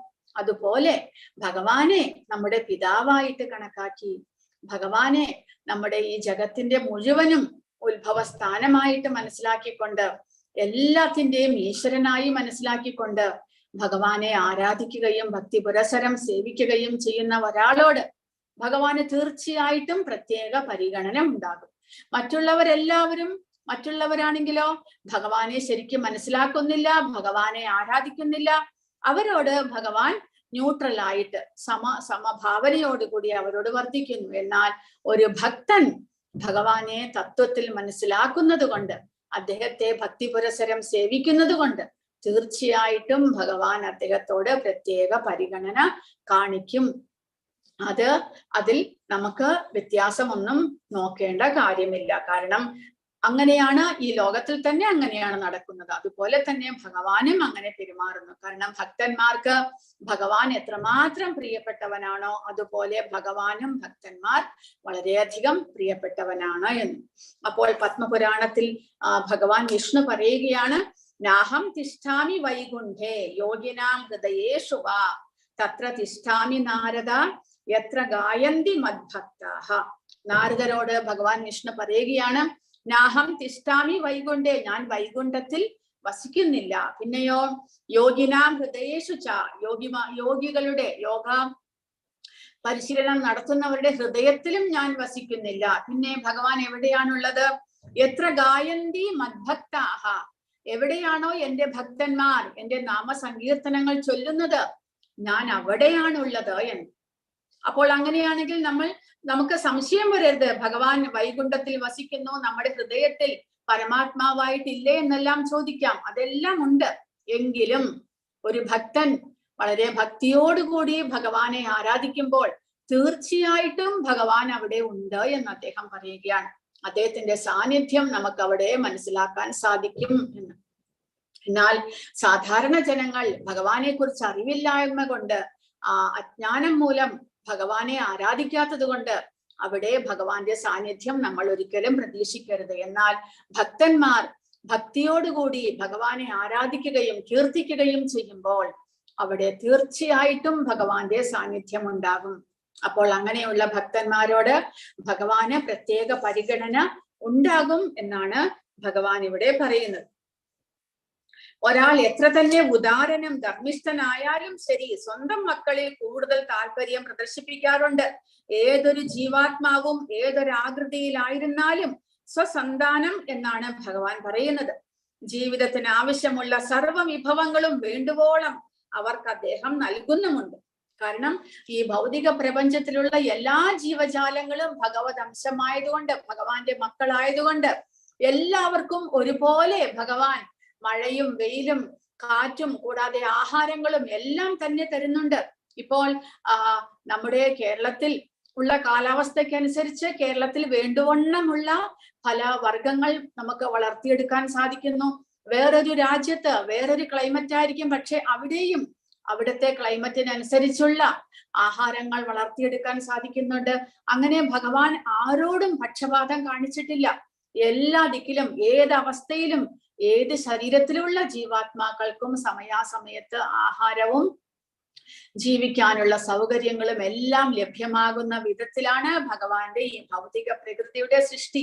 അതല്ല എന്ന് നമുക്ക് ഒരിക്കലും കംപ്ലൈന്റ് പറയാൻ സാധിക്കില്ല. എങ്കിലും ഭഗവാൻ പറയുന്നു, കൃഷ്ണ അവബോധത്തോടുകൂടി ഭഗവാന്റെ അവബോധത്തിൽ ഭഗവാനെ ഭക്തി പുരസരം സേവിക്കുന്നവർക്ക് ഭഗവാൻ പ്രത്യേകം, നേരത്തെ പറഞ്ഞു, യോഗക്ഷേമം വഹാമ്യഹം, അവരെ ഭഗവാൻ സംരക്ഷിക്കുന്നു പ്രത്യേകമായിട്ട്. കാരണം അവർ ഭഗവാന്റെ സംരക്ഷണം ആഗ്രഹിക്കുന്നു. അതുമുണ്ട് ഒരു കാര്യം. കാരണം ഭഗവാനെ പൂർണ്ണമായിട്ട് അവർ ആശ്രയിക്കുന്നു. അങ്ങനെയുള്ള ഭക്തന്മാരെ ഭഗവാൻ സംരക്ഷിക്കുന്നു. അഭിചേസുദുരാചാരോ ഭജതേ മാമനന്യഭാഗ് സാധുരേവ സമന്തവ്യഃ സമ്യക് വ്യവസിതോ ഹി സഹ ക്ഷിപ്രം ഭവതി ധർമാത്മാ ശശ്വച്ഛാന്തിം നിഗച്ഛതി കൗന്ദേയ പ്രതിജാനീഹി നമേ ഭക്തഃ പ്രണശ്യതി. ഇനി ഭഗവാൻ പറയുന്നത്, ഇങ്ങനെയുള്ള ഒരു ശുദ്ധ ഭക്തൻ, സദാസമയവും ഭഗവാനെ ആരാധിച്ചു കൊണ്ടിരിക്കുന്ന ഒരു ഭക്തൻ ചിലപ്പോൾ പെട്ടെന്ന് എന്തെങ്കിലും തെറ്റ് ചെയ്തു എന്ന് നമുക്ക് തോന്നാം. എങ്കിലും ഒരിക്കലും അദ്ദേഹത്തെ അപമാനിക്കരുത്. അദ്ദേഹത്തെ എപ്പോഴും സാധുരേവസ മന്തവ്യ, ഭക്തനായിട്ട് തന്നെ നമ്മൾ കണക്കാക്കണം എന്നാണ് ഭഗവാൻ പറയുന്നത്. കാരണം ഈ മായ ഭൗതിക പ്രപഞ്ചം എന്നുള്ളത് അത്രയേറെ നമ്മെ വ്യാമോഹിപ്പിക്കുന്നതാണ്. അപ്പോൾ ഏതോ ഒരു പ്രത്യേക അവസ്ഥയിൽ ആ ഭക്തന് എന്തെങ്കിലും പിഴവ് വന്നു എന്ന് വരാം. പക്ഷെ ഭഗവാൻ പറയുന്നു ക്ഷിപ്രം ഭവതി ധർമാത്മാ ശശ്വശാന്തി നിഗച്ഛതി. കാരണം ആ ഭക്തൻ തിരിച്ച് വളരെ പെട്ടെന്ന് തന്നെ എന്റെ ഭക്തിയുടെ സേവനങ്ങൾ ചെയ്യുന്നത് കൊണ്ട് വളരെ പെട്ടെന്ന് തന്നെ കാര്യങ്ങളെ മനസ്സിലാക്കി ശരിയായിട്ടുള്ള തീരുമാനമെടുക്കാനുള്ള സാധ്യതയുണ്ട്. അതുകൊണ്ട് അങ്ങനെയുള്ള ഭക്തന്മാരെ ഒരിക്കലും നമ്മൾ പഴിചാരരുത് എന്നാണ് ഭഗവാൻ പറയുന്നത്. കാരണം നമേ ഭക്ത പ്രണശ്യതി, എന്റെ ഭക്തന്മാർ ഒരിക്കലും അധപ്പതിക്കുന്നില്ല എന്നാണ് ഭഗവാൻ പറയുന്നത്. ഒരാൾ അത്യന്തം ഹീനമായ ഒരു ദുഷ്കർമ്മം ചെയ്താൽ പോലും ഭക്തിപൂർവം ഭഗവത് സേവനത്തിൽ ഏർപ്പെടുന്ന പക്ഷം അയാളെ സാധു എന്ന് കരുതണം. കാരണം തന്റെ ദൃഢവിശ്വാസത്തിൽ അദ്ദേഹം ശരിയായി വർത്തിക്കുന്നു. അവൻ വേഗത്തിൽ ധാർമ്മികനായി തീർന്ന് ശാശ്വതമായ ശാന്തി നേടുന്നു. എന്റെ ഭക്തന് ഒരിക്കലും നാശം സംഭവിക്കുന്നില്ല എന്ന് കുന്തിപുത്ര ഉറപ്പിച്ച് പ്രഖ്യാപിക്കൂ എന്ന് ഭഗവാൻ പറഞ്ഞിരിക്കുന്നു. അപ്പോൾ ഭക്തന്മാർ ചിലപ്പോൾ എന്തെങ്കിലും പിഴവ് കാണിച്ചു എന്ന് വരാം, എങ്കിലും അവർ ഭഗവാന്റെ സേവനങ്ങൾ ചെയ്തുകൊണ്ടിരിക്കുന്നിടത്തോളം കാലം അവർക്ക് പെട്ടെന്ന് തന്നെ ആ ഭക്തിയിലേക്ക് തിരിച്ചു വരാൻ സാധിക്കും. അതുകൊണ്ട് അവരെ നമ്മൾ പഴിചാരാൻ പോയി കഴിഞ്ഞാൽ അതിന്റെ പാപകർമ്മം നമുക്ക് ഏൽക്കേണ്ടി വരും. അതുകൊണ്ട് അങ്ങനെയുള്ളവരെ ഒരിക്കലും നമ്മൾ അപമാനിക്കുകയോ അവർ അധപ്പതിച്ചു എന്ന് പറയുകയോ ഒന്നും ചെയ്യരുത്. അവരെ സാധുവായിട്ട് തന്നെ, സാധു എന്ന് പറഞ്ഞാൽ ഭക്തനായിട്ട് തന്നെ നമ്മൾ കരുതണം എന്നാണ് ഭഗവാൻ പറയുന്നത്. അപ്പോൾ ഇതെല്ലാം തന്നെ നമ്മുടെ ഭഗവാന്റെ സേവന പരിപാടികളിൽ നമുക്ക് എന്തെങ്കിലും പിഴവ് വരാതിരിക്കാൻ വേണ്ടിയിട്ട് ഭഗവാൻ നമുക്ക് ഉപദേശിക്കുകയാണ്. ഭക്തന്മാർ പല വിധത്തിലുള്ളവരുണ്ടാകാം. കാരണം അവരുടെ മനസ്സ് നമുക്ക് മനസ്സിലാക്കാൻ സാധിക്കുകയില്ല. അപ്പോൾ ഒരിക്കലും ഭഗവാനെ ആരാധിക്കുന്ന, ഭഗവാന്റെ നാമജപം ചെയ്യുന്ന ഭക്തന്മാരോട് നമ്മൾ ഒരിക്കലും തന്നെ ഒരു അപരാധപൂർവം പെരുമാറരുത്. കാരണം ഭക്താപരാധം വളരെയധികം നമ്മുടെ ഭക്തിയിൽ നിന്ന് നമ്മളെ താഴേക്ക് വലിക്കുന്നു. ഭഗവാനോട് നമ്മൾ എന്തെങ്കിലും തെറ്റ് ചെയ്തു കഴിഞ്ഞാൽ ചിലപ്പോൾ ഭഗവാൻ ക്ഷമിച്ചു എന്ന് വരാം. എന്നാൽ ഭഗവാന്റെ ഭക്തന്മാരോട് നമ്മൾ തെറ്റ് ചെയ്തു കഴിഞ്ഞാൽ അത് ഭഗവാൻ ഒരിക്കലും പൊറുക്കില്ല. ഭക്തന്മാർ പൊറുക്കും, കാരണം അവർ ശുദ്ധന്മാരാണ്, അവരുടെ മനസ്സ് പരിശുദ്ധമാണ്. അതുകൊണ്ട് അവർ നമ്മളോട് പൊറുക്കും. പക്ഷേ ഭഗവാൻ പൊറുക്കില്ല. അതാണ് അർജുനൻ കൗരവന്മാരെ ക്ഷമിക്കാനായിട്ട് അർജുനന് സാധിക്കുന്നു. അർജുനൻ യുദ്ധത്തിന് മുന്നേ ഭഗവത്ഗീതയിൽ നമ്മൾ കണ്ടു, ഞാൻ നിരായുധനായിട്ടിരിക്കാൻ പോകുന്നു, കൗരവാദികൾ വന്ന് എന്നെ വധിച്ചാലും വിരോധമില്ല, ഞാൻ അവരോട് യുദ്ധം ചെയ്യാനില്ല എന്ന് അർജുനൻ പറഞ്ഞു. പക്ഷേ ഭഗവാൻ ഒരിക്കലും അവരോട് പൊറുത്തിട്ടില്ല. അതുകൊണ്ടാണ് യുദ്ധം അനിവാര്യമായിട്ട് വരുന്നത്. തന്റെ ഭക്തന്മാരായിട്ടുള്ള പാണ്ഡവരോട് കൗരവാദികൾ ചെയ്തിട്ടുള്ള തെറ്റുകളെ ഭഗവാൻ ഒരിക്കലും ക്ഷമിക്കുന്നില്ല. അതുകൊണ്ടാണ് പാണ്ഡവർ ക്ഷമിച്ചാലും ഭഗവാൻ ക്ഷമിക്കാത്തത് കൊണ്ടാണ് യുദ്ധം അനിവാര്യമായിട്ട് വന്നതും അവർക്ക് മരണപ്പെടേണ്ടതായിട്ട് വന്നതും. അതുകൊണ്ട് ഭക്തന്മാരെ ഒരിക്കലും നമ്മൾ അപരാധം ചെയ്യരുത് എന്നാണ് നമ്മൾ മനസ്സിലാക്കേണ്ടത് ഈ ശ്ലോകങ്ങളിൽ നിന്ന്.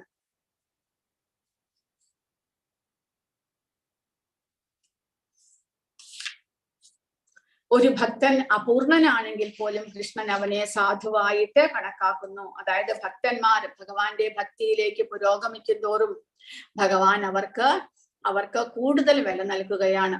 എന്തുകൊണ്ടാണ് കൃഷ്ണൻ അപൂർണനായ ഭക്തനെ സാധുവായിട്ട് കണക്കാക്കുന്നത്? കാരണം തന്റെ ദൃഢവിശ്വാസത്തിൽ അദ്ദേഹം ശരിയായി വർത്തിക്കുന്നു. അവൻ വേഗം ധാർമ്മികനായി തീർന്ന് ശാശ്വതമായ ശാന്തി നേടുന്നു എന്നാണ് ഭഗവാൻ പറയുന്നത്. അപ്പോൾ ഇവിടെ കൊടുത്തിരിക്കുന്നത് ഇന്ദ്രന്റെ കഥയാണ്. നമുക്ക് അറിയാം, ഗോവർദ്ധനം ഭഗവാൻ ഉയർത്തിയ കഥയാണ് ഇവിടെ പറയുന്നത്. ഇന്ദ്രന്റെ ദേഷ്യം മൂലം ഇന്ദ്രൻ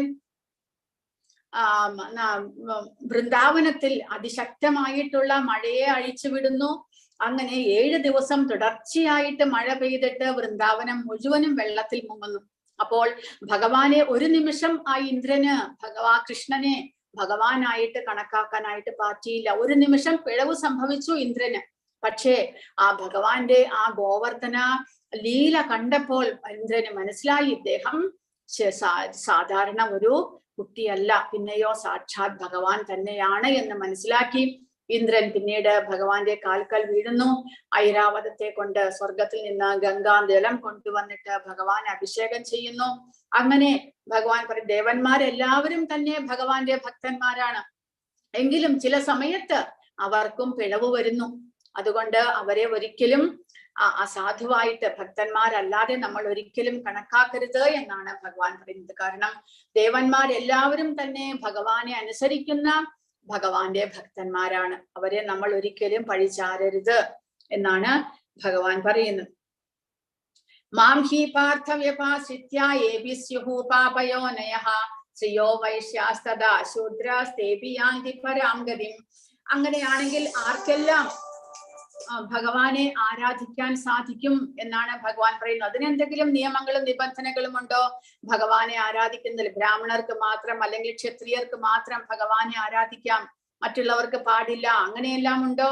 ഭഗവാൻ പറയുന്നു ആർക്ക് വേണമെങ്കിലും പാപയോനികളിൽ പിറന്നവർക്കാണെങ്കിലും. കാരണം പാപയോനികൾ എന്ന് പറയുമ്പോൾ നമ്മുടെ മുൻ ജന്മത്തിലെ പാപകർമ്മങ്ങൾ അനുസരിച്ച് നമ്മൾ ഈ ജന്മത്തിൽ ഏതെങ്കിലും അധമമായിട്ടുള്ള കുലത്തിൽ ജനിക്കുന്നു, എന്തെങ്കിലും വളരെ ദരിദ്രമായിട്ട് അല്ലെങ്കിൽ ചണ്ടാളന്മാർ എന്നെല്ലാം നമ്മൾ പറയും, വളരെ അധമമായിട്ടുള്ള കുലത്തിൽ കാട്ടുജാതിക്കാരായിട്ടെല്ലാം ജനിക്കുന്നില്ലേ?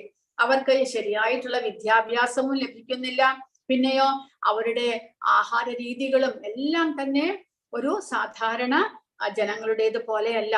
അപ്പോൾ മുൻ ജന്മത്തിലെ പാപകർമ്മങ്ങൾക്കനുസരിച്ച് അവർ അങ്ങനെ അധമ കുലങ്ങളിൽ പിറക്കുന്നവരാണ്.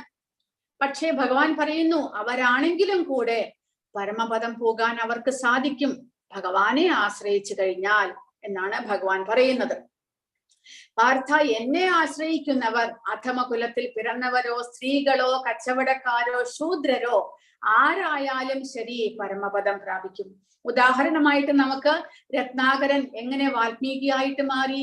രത്നാകരനും ഇതുപോലെ ഒരു കാട്ടുജാതിക്കാരനായിരുന്നു. അതിലൂടെ ആ വഴിയിലൂടെ പോകുന്നവരെ എല്ലാം അവരിൽ നിന്നെല്ലാം മോഷ്ടിച്ച് അവരെ വധിച്ച് അവരുടെ സമ്പത്തെല്ലാം തട്ടിയെടുക്കുന്നവനായിരുന്നു. പക്ഷെ എങ്കിലും അങ്ങനെയുള്ള അധമ ജീവിതം നയിച്ചവനാണെങ്കിൽ കൂടെ ശുദ്ധഭക്തനായ നാരദ മഹർഷിയുടെ ആ സാമീപ്യം മൂലം സത്സംഗത്തിലൂടെ അദ്ദേഹത്തിനും ഒരു ഭക്തനായിട്ട് ഒരു ഋഷിയായിട്ട് മാറാൻ സാധിച്ചു. അതുപോലെ ആരായിരുന്നാലും ശരി ഭഗവാന്റെ ഭക്തന്മാരുടെ സത്സംഗം ലഭിച്ചു കഴിഞ്ഞാൽ ആർക്ക് വേണമെങ്കിലും പരിശുദ്ധരായി ഭഗവാന്റെ പരമപദം പോകാൻ സാധിക്കും എന്നിവിടെ ഭഗവാൻ ഉറപ്പു തരുന്നു. നമ്മുടെ മുൻ ജന്മ പാപകർമ്മങ്ങൾ എത്രമാത്രം ഉണ്ടെങ്കിലും ശരി അതെല്ലാം തന്നെ ഭഗവാന്റെ ഭക്തിയിലൂടെ നമുക്ക് ഇല്ലാതാക്കാൻ സാധിക്കും. അതിന് നമ്മൾ എപ്പോഴെങ്കിലും ചെയ്ത ഒരു സുഹൃതം മാത്രം മതി. അതുമൂലമാണ് നമ്മൾ ഭഗവാന്റെ ഭക്തന്മാരുമായിട്ട് സത്സംഗത്തിൽ വരുന്നത്. അങ്ങനെ ആ സത്സംഗത്തിലൂടെ നമുക്ക് ഭഗവാനെ കുറിച്ച് മനസ്സിലാക്കുവാനും ഭഗവാനെ ആരാധിച്ച് നമുക്ക് പരിശുദ്ധരാകുവാനും സാധിക്കും എന്ന് ഭഗവാൻ ഇവിടെ നമുക്ക് ഉറപ്പു തരികയാണ്. ഏപിയാന്തി പരാംഗതി, തീർച്ചയായിട്ടും നമുക്ക് പരമഗതി പ്രാപിക്കാൻ സാധിക്കും. അപ്പോൾ അങ്ങനെയാകുമ്പോൾ അങ്ങനെയുള്ളവർക്കും കൂടെ അധമ ജന്മം ലഭിച്ചവർക്കും കൂടെ ഭഗവാന്റെ ഭക്തന്മാരാകാൻ സാധിക്കുമെന്ന് പറയുമ്പോൾ ഉത്തമ ജന്മം ലഭിച്ചവരാണെങ്കിലോ ബ്രാഹ്മണ കുലത്തിൽ ക്ഷത്രിയ കുലത്തിലെല്ലാം ജനിച്ചുകൊണ്ട് ഭഗവാനെ കുറിച്ചുള്ള പൂർണ്ണ അറിവ് നമ്മുടെ കുടുംബത്തിൽ നിന്ന് തന്നെ ഭഗവാനെ കുറിച്ചുള്ള അറിവ് ലഭിച്ച് പരമ്പരയാൽ ഭഗവാന്റെ ജ്ഞാനം ലഭിച്ച് പരിശുദ്ധരാകാൻ സാധിക്കുന്നവർക്കാണെങ്കിലോ അവർക്ക് തീർച്ചയായിട്ടും ഈ ജന്മത്തിൽ തന്നെ മുക്തിയാണ് എന്നാണ് ഭഗവാൻ പറയുന്നത്. കിം പുനർബ്രാഹ്മണാഃ പുണ്യ ഭക്ത രാജർഷയസ്തഥാ അനിത്യമസുഖം ലോകം ഇമം പ്രാപ്യ ഭജസ്വമാം. അപ്പോൾ പുണ്യാത്മാക്കളായ ബ്രാഹ്മണരുടെയും ഭക്തരായ രാജർഷികളുടെയും കഥ പറയാനുണ്ടോ? അനിത്യവും ദുഃഖപൂർണവുമായ ഈ ലോകത്തിൽ പിറന്നവർ എന്റെ പ്രേമഭക്തി സേവന നിരതരാകുന്നു. അങ്ങനെയുള്ളവർ അവർ മുൻ ജന്മങ്ങളിൽ പുണ്യകർമ്മങ്ങൾ ചെയ്തതുകൊണ്ടാണ് അവർക്ക് ബ്രാഹ്മണ കുലത്തിലും ക്ഷത്രിയ കുലത്തിലുമെല്ലാം ജനിക്കാനും ഭഗവാന്റെ കുറിച്ചുള്ള അറിവ് ചെറുപ്പത്തിലേ തന്നെ ഭഗവാനെ കുറിച്ച് മനസ്സിലാക്കുവാനും സാധിക്കുന്നത്. അങ്ങനെയുള്ളവർ തീർച്ചയായിട്ടും ഭഗവാന്റെ പ്രേമഭക്തി സേവനത്തിൽ മുഴുകുന്നു. അർജുനനോടാണ് ഭഗവാൻ പറയുന്നത്. കാരണം അർജുനനും ഇതേപോലെ ഒരു രാജർഷി കുടുംബത്തിലാണ് ജനിച്ചത്. അതുകൊണ്ട് അർജുനനും ആ ഭഗവാന്റെ ഭക്തനാകുവാനുള്ള അവസരം ലഭിച്ചു. അപ്പോൾ ഇവിടെ കൊടുത്തിരിക്കുന്നത് വാമന അവതാരം. ബലി മഹാരാജാവ് എങ്ങനെയാണ് തന്റെ ഗുരു നിർദ്ദേശിച്ചിട്ടും ബലി മഹാരാജാവ് ആ വാമനന് തന്റെ സർവസ്വവും അർപ്പിക്കുകയാണ് ഉണ്ടായത്. കാരണം അദ്ദേഹത്തിന്റെ ജന്മം ആ ഭക്തനായിട്ടുള്ള പ്രഹ്ലാദന്റെ കുലത്തിലാണ് ഉണ്ടായത്. അങ്ങനെ ഭഗവാനെ കുറിച്ചുള്ള അറിവ്, ആ ഭക്തി വളരെ ചെറുപ്പത്തിലെ തന്നെ ബലി മഹാരാജാവിന് ഉണ്ടായിരുന്നു.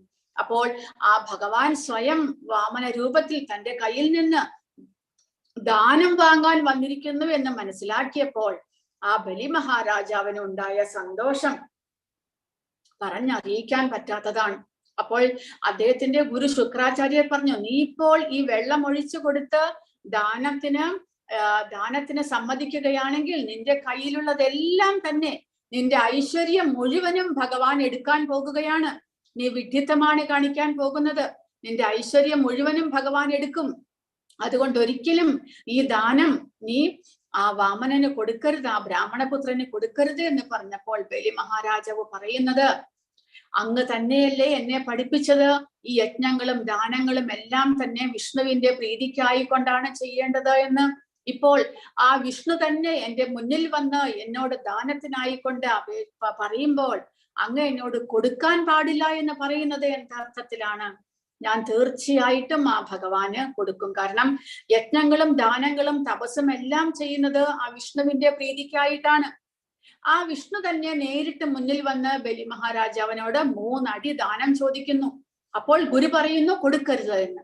അപ്പോൾ അതിന്റെ വൈരുദ്ധ്യം ബലി മഹാരാജാവിന് മനസ്സിലാകുന്നു. ഈ ഗുരു ശുക്രാചാര്യർ എന്നെ ഈ ഭൗതികതയിൽ, ഈ മെറ്റീരിയൽ വേൾഡിൽ തളച്ചിടാനായിട്ടാണ് നോക്കുന്നത്. എനിക്ക് ശരിയായിട്ടുള്ള ആത്മീയമായിട്ടുള്ള പ്രചോദനമല്ല നൽകുന്നത് എന്ന് മനസ്സിലാക്കി ബലി മഹാരാജാവ് ആ ശുക്രാചാര്യന്റെ നിർദ്ദേശത്തെ തള്ളിക്കളയുന്നു. ആ ഭഗവാൻ വാമനന് തന്റെ എല്ലാം തന്നെ സമർപ്പിക്കുന്നു. അപ്പോൾ അതാണ് ഭഗവാൻ ഇവിടെ രാജർഷികൾ എന്ന് പറയുന്നത്. കാരണം ആ പ്രഹ്ലാദ കുമാരന്റെ വംശത്തിൽ ജനിച്ച ബലി മഹാരാജാവിന് ചെറുപ്പത്തിലെ തന്നെ ആ ഭഗവാൻ വിഷ്ണുവിനോടുള്ള ഭക്തി ഉണ്ടാകാനുള്ള അവസരം ഉണ്ടായിരുന്നു. അങ്ങനെയുള്ളവർ പ്രേമഭക്തി സേവനങ്ങൾ ചെയ്യുന്നു എന്നാണ് ഭഗവാൻ പറയുന്നത്. യോഗ്യതയില്ലാത്ത വിഭാഗങ്ങൾ പോലും ഭഗവാന്റെ കാരുണ്യത്താൽ കൃഷ്ണനെ നേടുന്നു. വ്യത്യസ്ത വിഭാഗങ്ങളിൽ വേർതിരിവില്ല. അപ്പോൾ ഈ ഭഗവാന്റെ ഈ സൃഷ്ടിയിൽ ആരോടും തന്നെ ഭഗവാൻ എന്തെങ്കിലും വിഭാഗീയത കാണിക്കുന്നില്ല, പക്ഷപാതം കാണിക്കുന്നില്ല. എല്ലാവർക്കും ചാൻസ് തന്നിട്ടുണ്ട് ഭഗവാൻ. പക്ഷേ നമ്മുടെ മനസ്സനുസരിച്ചിരിക്കും. നമുക്ക് ഭഗവാനിലുള്ള വിശ്വാസം, ഭഗവാനിൽ അസൂയയില്ലാതിരിക്കുക, ഭഗവാനിൽ പൂർണ്ണ വിശ്വാസം ഉണ്ടാവുക. ഇത്രയും ഉണ്ടെങ്കിൽ നമുക്ക് ഭഗവാന്റെ ഭക്തന്മാരാകാൻ സാധിക്കും. അപ്പോൾ അതിനു വേണ്ടിയിട്ട് നമ്മൾ പരിശ്രമിക്കണം. നമ്മൾ പരിശ്രമിക്കാതെ നമ്മൾക്ക് എങ്ങനെയാണ് ഭഗവാന്റെ ഭക്തി ലഭിക്കാൻ സാധ്യമാകുക? അവസരം കിട്ടുമ്പോൾ ഭഗവാനെ കുറിച്ച് മനസ്സിലാക്കാനും ഭഗവാന്റെ സേവകൾ ചെയ്യാനുമുള്ള ഒരു മനസ്ഥിതി നമ്മിൽ ഉണ്ടാകണം. അല്ലാതെ ഭഗവാനായിട്ട് ആർക്കും തന്നെ വേർതിരിവ് ഉണ്ടാക്കിയിട്ടില്ല, പക്ഷപാതം കാണിച്ചിട്ടില്ല. എല്ലാ വർഗത്തിലുള്ളവർക്കും, എല്ലാ ഈ ഭൗതിക പ്രപഞ്ചത്തിലുള്ള എല്ലാവർക്കും ഭഗവാനെ കുറിച്ച് മനസ്സിലാക്കാനുള്ള അവസരം ഭഗവാൻ ഉണ്ടാക്കിയിട്ടുണ്ട്. എല്ലാ ദിക്കിലും ഭഗവാൻ സമയാസമയത്ത് തന്റെ ഭക്തന്മാരെ പറഞ്ഞുവിടുന്നു. ഭഗവാനെ കുറിച്ചുള്ള അറിവ് എല്ലാവർക്കും പകർന്നു കൊടുക്കുന്നു. അങ്ങനെ ഒരു വേർതിരിവ് ഭഗവാൻ ഉണ്ടാക്കിയിട്ടില്ല. അപ്പോൾ ശുദ്ധമായ ഒരു ഭക്തന്റെ അഭയം പ്രാപിക്കുന്ന ഏറ്റവും ലളിതമായ മനുഷ്യനെ ശരിയായ മാർഗനിർദ്ദേശത്താൽ ശുദ്ധീകരിക്കാൻ കഴിയും. ഏറ്റവും താഴ്ന്ന പുരുഷന്മാരായ ചണ്ടാലന്മാർ പോലും ആ ഭഗവാനെ പ്രാപിക്കാനുള്ള അവസരം ഭഗവാൻ കൊടുത്തിട്ടുണ്ട്. കിരാത ഹൂണാന്ധ്ര പുലിന്ദ പുൽക്കഷ ആഭീയ ശുംഭ ഏനേച പാപ യഥപാശ്രയാശ്രയാഹ ശുദ്ധ്യന്തി തസ്മൈ പ്രഭവിഷ്ണവേ നമഃ എന്ന് പറഞ്ഞിരിക്കുന്നു. എത്രമാത്രം അധമ കുലത്തിൽ പിറന്നവരായാലും ഭഗവാന്റെ ഭക്തന്മാരുടെ സത്സംഗം ലഭിച്ചു കഴിഞ്ഞാൽ അവർക്കും ഭക്തരായിട്ട് മാറാൻ സാധിക്കുന്നതാണ് എന്ന്. ഒരാൾ കൃഷ്ണന്റെ പൂർണ്ണമായി ശരണം പ്രാപിക്കണം. ആ നിലയിൽ ഭക്തന്മാർ ജ്ഞാനിയേക്കാൾ ഉത്കൃഷ്ടരാകുന്നു, യോഗികളെയും അതിശയിക്കുന്നു. ശുദ്ധഭക്തനായി എത്രയും താഴ്ന്ന കുലത്തിൽ പിറന്നവരെയും ജീവിത സമുൽകർഷത്തിലേക്ക് എത്തിക്കാൻ കഴിയുന്നു. ശുദ്ധനായിട്ടുള്ള ഭക്തന്മാർക്ക് എത്രമാത്രം അധമകുലത്തിൽ പിറന്നവരും എത്ര പാപം ചെയ്തവരാണെങ്കിലും അവരെയും ഭക്തന്മാരാക്കി മാറ്റുവാനായിട്ട് സാധിക്കും എന്നുള്ളതിന് നാരദ മഹർഷി തന്നെ വളരെ വലിയ ഉദാഹരണമാണ്. അതുകൊണ്ട് ഭഗവാൻ പറയുന്നു, മന്മനാഭവ മദ്ഭക്തോ മധ്യാചി മാം നമസ്കുരു മാമേ വൈശ്യസി യുക്തൈവം ആത്മാനം മത്പരായണഃ. എന്നിൽ മനസ്സുറപ്പിക്കുക, ഭക്തനാവുക, എന്നെ ആരാധിക്കുകയും പ്രണമിക്കുകയും ചെയ്യുക. എന്നിൽ തന്നെ പൂർണ്ണമായി മുഴുകിയിരിക്കുന്നത് കൊണ്ട് നീ തീർച്ചയായും എന്നെ പ്രാപിക്കും. അപ്പോൾ ആ ഭക്തിയുത സേവനമാണ് ഏറ്റവും ശ്രേഷ്ഠമായിട്ടുള്ളത് എന്നുള്ളത് കൊണ്ട് ഭഗവാൻ നമുക്ക് പറഞ്ഞു തരികയാണ്, മന്മനാഭവ മദ്ഭക്തോ. നമ്മുടെ മനസ്സ് ഭഗവാനിൽ ഉറപ്പിക്കണം. മധ്യാജി, ഭഗവാന്റെ ഭക്തനാകുക. മാം നമസ്കുരു, ഭഗവാൻ വീണ്ടും പറയുന്നു, ഭഗവാനെ നമ്മൾ നമസ്കരിക്കണം. നമ്മൾ ഒരാളെ നമസ്കരിക്കുന്നത് ഒന്നുകിൽ നമ്മളെക്കാൾ ഉയർന്ന വയസ്സുള്ളവർ, അല്ലെങ്കിൽ നമ്മളെക്കാൾ ഉയർന്ന വയസ്സില്ലെങ്കിലും ആരാധ്യരായിട്ടുള്ളവരെ നമ്മൾ നമസ്കരിക്കും. അതുപോലെ ഭഗവാൻ നമുക്ക് എല്ലാവർക്കും ആരാധ്യനാണ്, നമ്മളെക്കാൾ എല്ലാം ഉയർന്നവനാണ്, എല്ലാത്തിന്റെയും ഉറവിടമാണ്, നമ്മുടെ പിതാവാണ് എന്ന് മനസ്സിലാക്കിക്കൊണ്ട് അദ്ദേഹത്തെ നമസ്കരിക്കുക. അങ്ങനെ മാമേ വൈശ്യസി യുക്തൈവം ആത്മാനം മത്പരായണഃ. അങ്ങനെ മത്പരായണഃ, ഭഗവാനിൽ തന്നെ പൂർണ്ണമായിട്ട് നമ്മുടെ ചിന്തകളെല്ലാം ഒഴുകിയിരിക്കുന്നത് കൊണ്ട് നമുക്ക് ഭഗവാനെ പ്രാപിക്കാൻ സാധിക്കും എന്നാണ് ഭഗവാൻ ഇവിടെ ഉറപ്പ് പറയുന്നത്. മലിനമായ ഈ ഭൗതിക ലോകത്തിന്റെ കെട്ടുപാടുകളിൽ നിന്ന് മുക്തനാകാൻ കൃഷ്ണാവബോധമല്ലാതെ മറ്റുപായങ്ങളില്ല എന്ന് ഈ ശ്ലോകം ഊന്നി പറയുന്നു. സർവസേവനങ്ങളും ഭക്തിപൂർവം ഭഗവാൻ കൃഷ്ണന് അർപ്പിക്കേണ്ടതാണ് എന്നാണ് ഈ പദ്യത്തിന്റെ സാരം. കൃഷ്ണനും കൃഷ്ണന്റെ മനസ്സിനും തമ്മിൽ വ്യത്യാസമില്ല. വെറും ഒരു മനുഷ്യനല്ല കൃഷ്ണൻ, പരമസത്യമാണ്. അദ്ദേഹത്തിന്റെ ശരീരവും മനസ്സും ആത്മാവും ഒന്നാണ്. നിരപേക്ഷനാണ് കൃഷ്ണൻ. അങ്ങനെയുള്ള ഭഗവാന് നമ്മൾ ശരണാഗതരാകേണ്ടതാണ് എന്നാണ് പറയുന്നത്. ഭഗവാൻ തന്നെ ഉപദേശിച്ചതുപോലെ കൃഷ്ണനെ നേരിട്ട് ആരാധിക്കുക, ഭഗവാനിൽ മനസ്സുറപ്പിക്കുക, ഭഗവാന്റെ ഭക്തനാവുക, ഭഗവാനെ ആരാധിക്കുക, ഭഗവാനെ പ്രണമിക്കുക. അപ്പോൾ ഭഗവാനെ ആരാധിക്കുമ്പോൾ നമ്മൾ അനുസരിക്കേണ്ട ഒരു കാര്യം, ഭഗവാനെ അനുകൂലമായിട്ട് സേവിക്കണം. ആനുകൂല്യസ്യ സങ്കല്പ, ഭഗവാനെ അനുകൂലമായിട്ട് നമ്മൾ സേവിക്കുക, പ്രതികൂലമായിട്ടല്ല.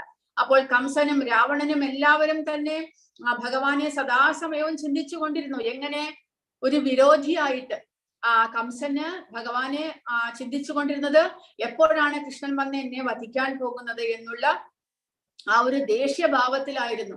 എന്നാൽ അങ്ങനെയല്ല, പിന്നെയോ അനുകൂലമായിട്ട് ഭഗവാന്റെ ഭക്തിയോടുകൂടി നമ്മൾ ചിന്തിക്കേണ്ടതാണ്. അങ്ങനെയുള്ള സ്മരണയാണ് വേണ്ടത്. അനുകൂലമായിട്ടുള്ള സ്മരണ, പ്രേമഭക്തി പുരസരമായിട്ടുള്ള ഭഗവാന്റെ സ്മരണ, അതാണ് ഭക്തി എന്നാണ് പറയുന്നത്. അത് വിശ്വസ്തനായ ഗുരുവിൽ നിന്ന് പഠിക്കണം. പരമപുരുഷനാണ് കൃഷ്ണൻ.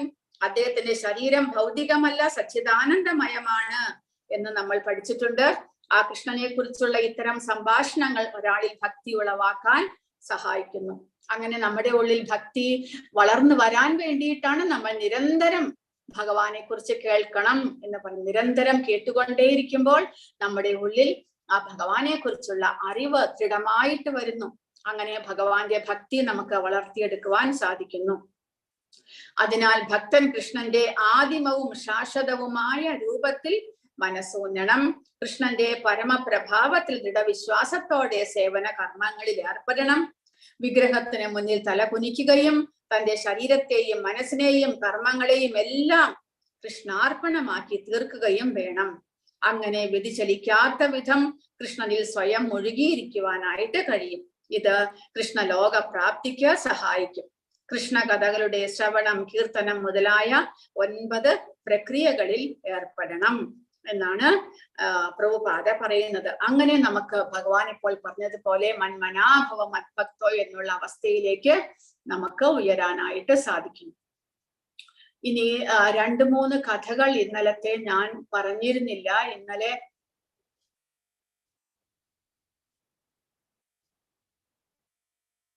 ഇന്നലെ ഇവിടെ 2-3 കഥകൾ ഉണ്ടായിരുന്നു, അത് പറയാൻ വിട്ടുപോയി.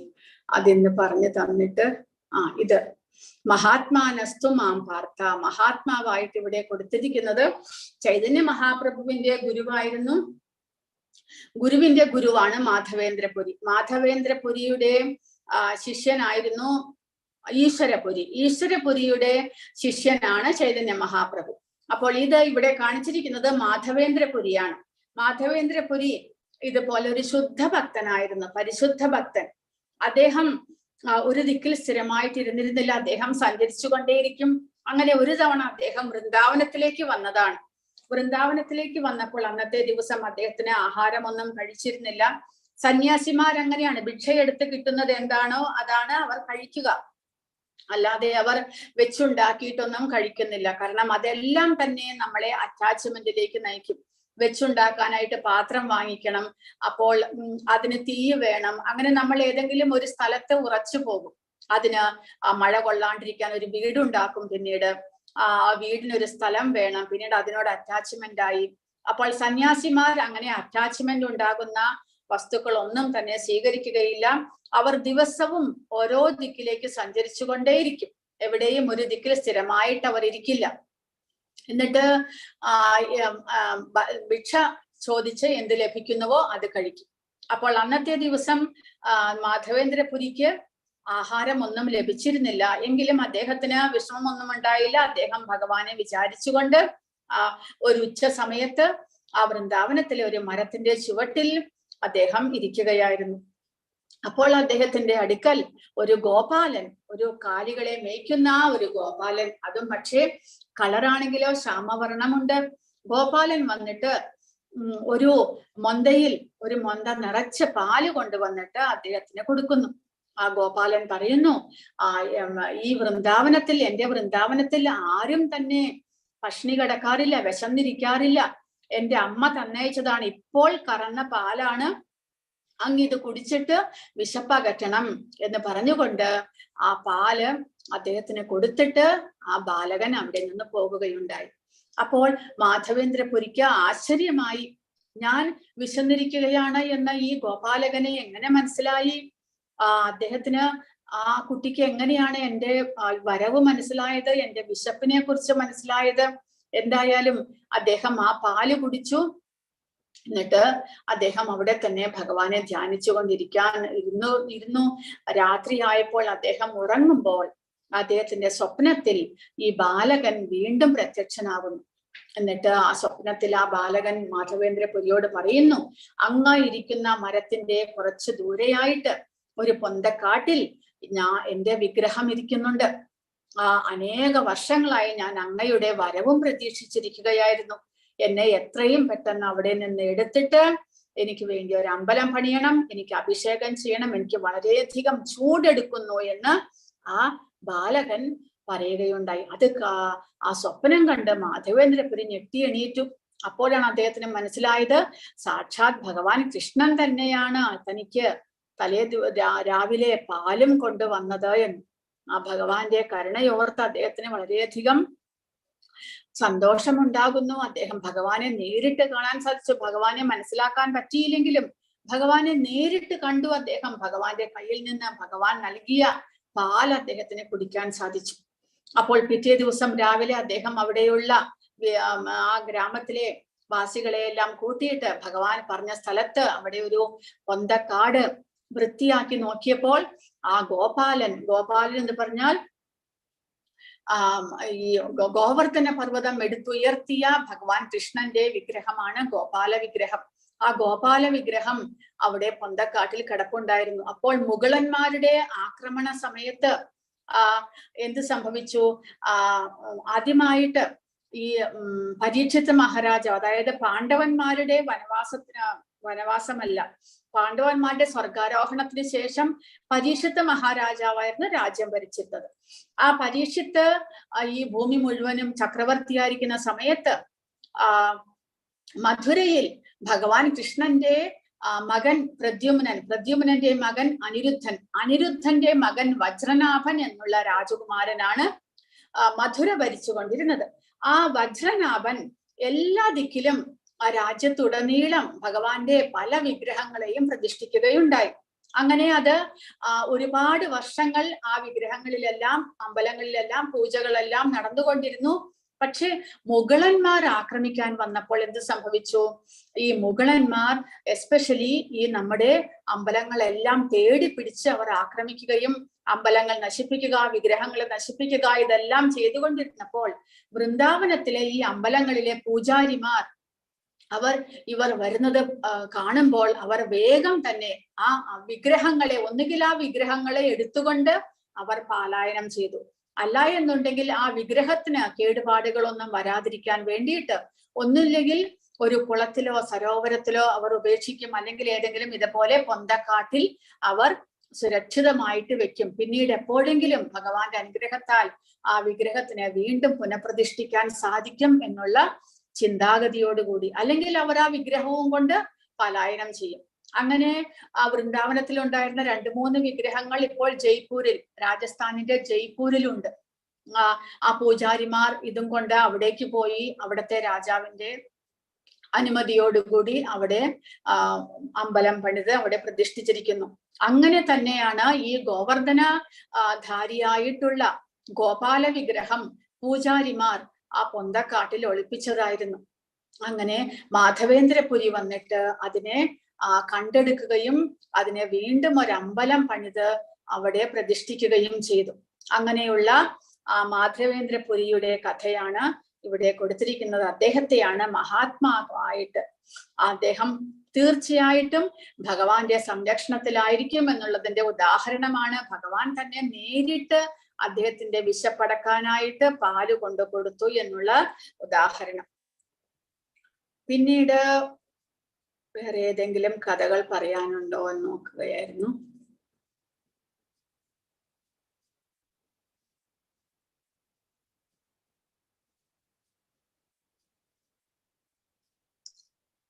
ഹരേ കൃഷ്ണ.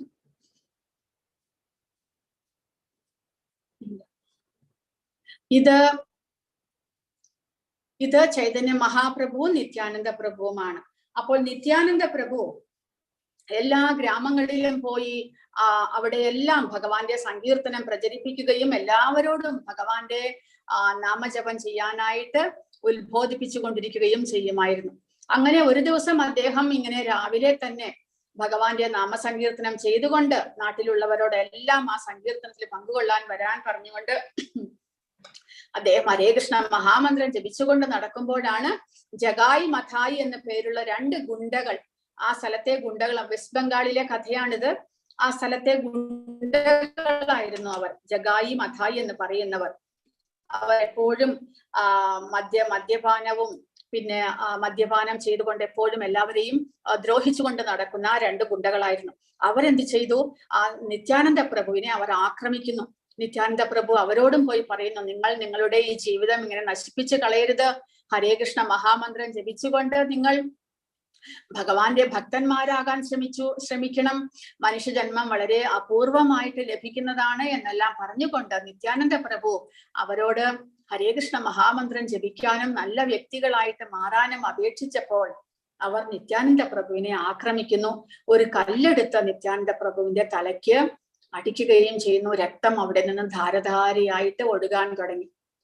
ആ സമയത്ത് ചൈതന്യ മഹാപ്രഭുവിന് ഇത് മനസ്സിലാകുന്നു. അദ്ദേഹം വളരെ വേറെ ഏതോ ദിക്കിലാണ്.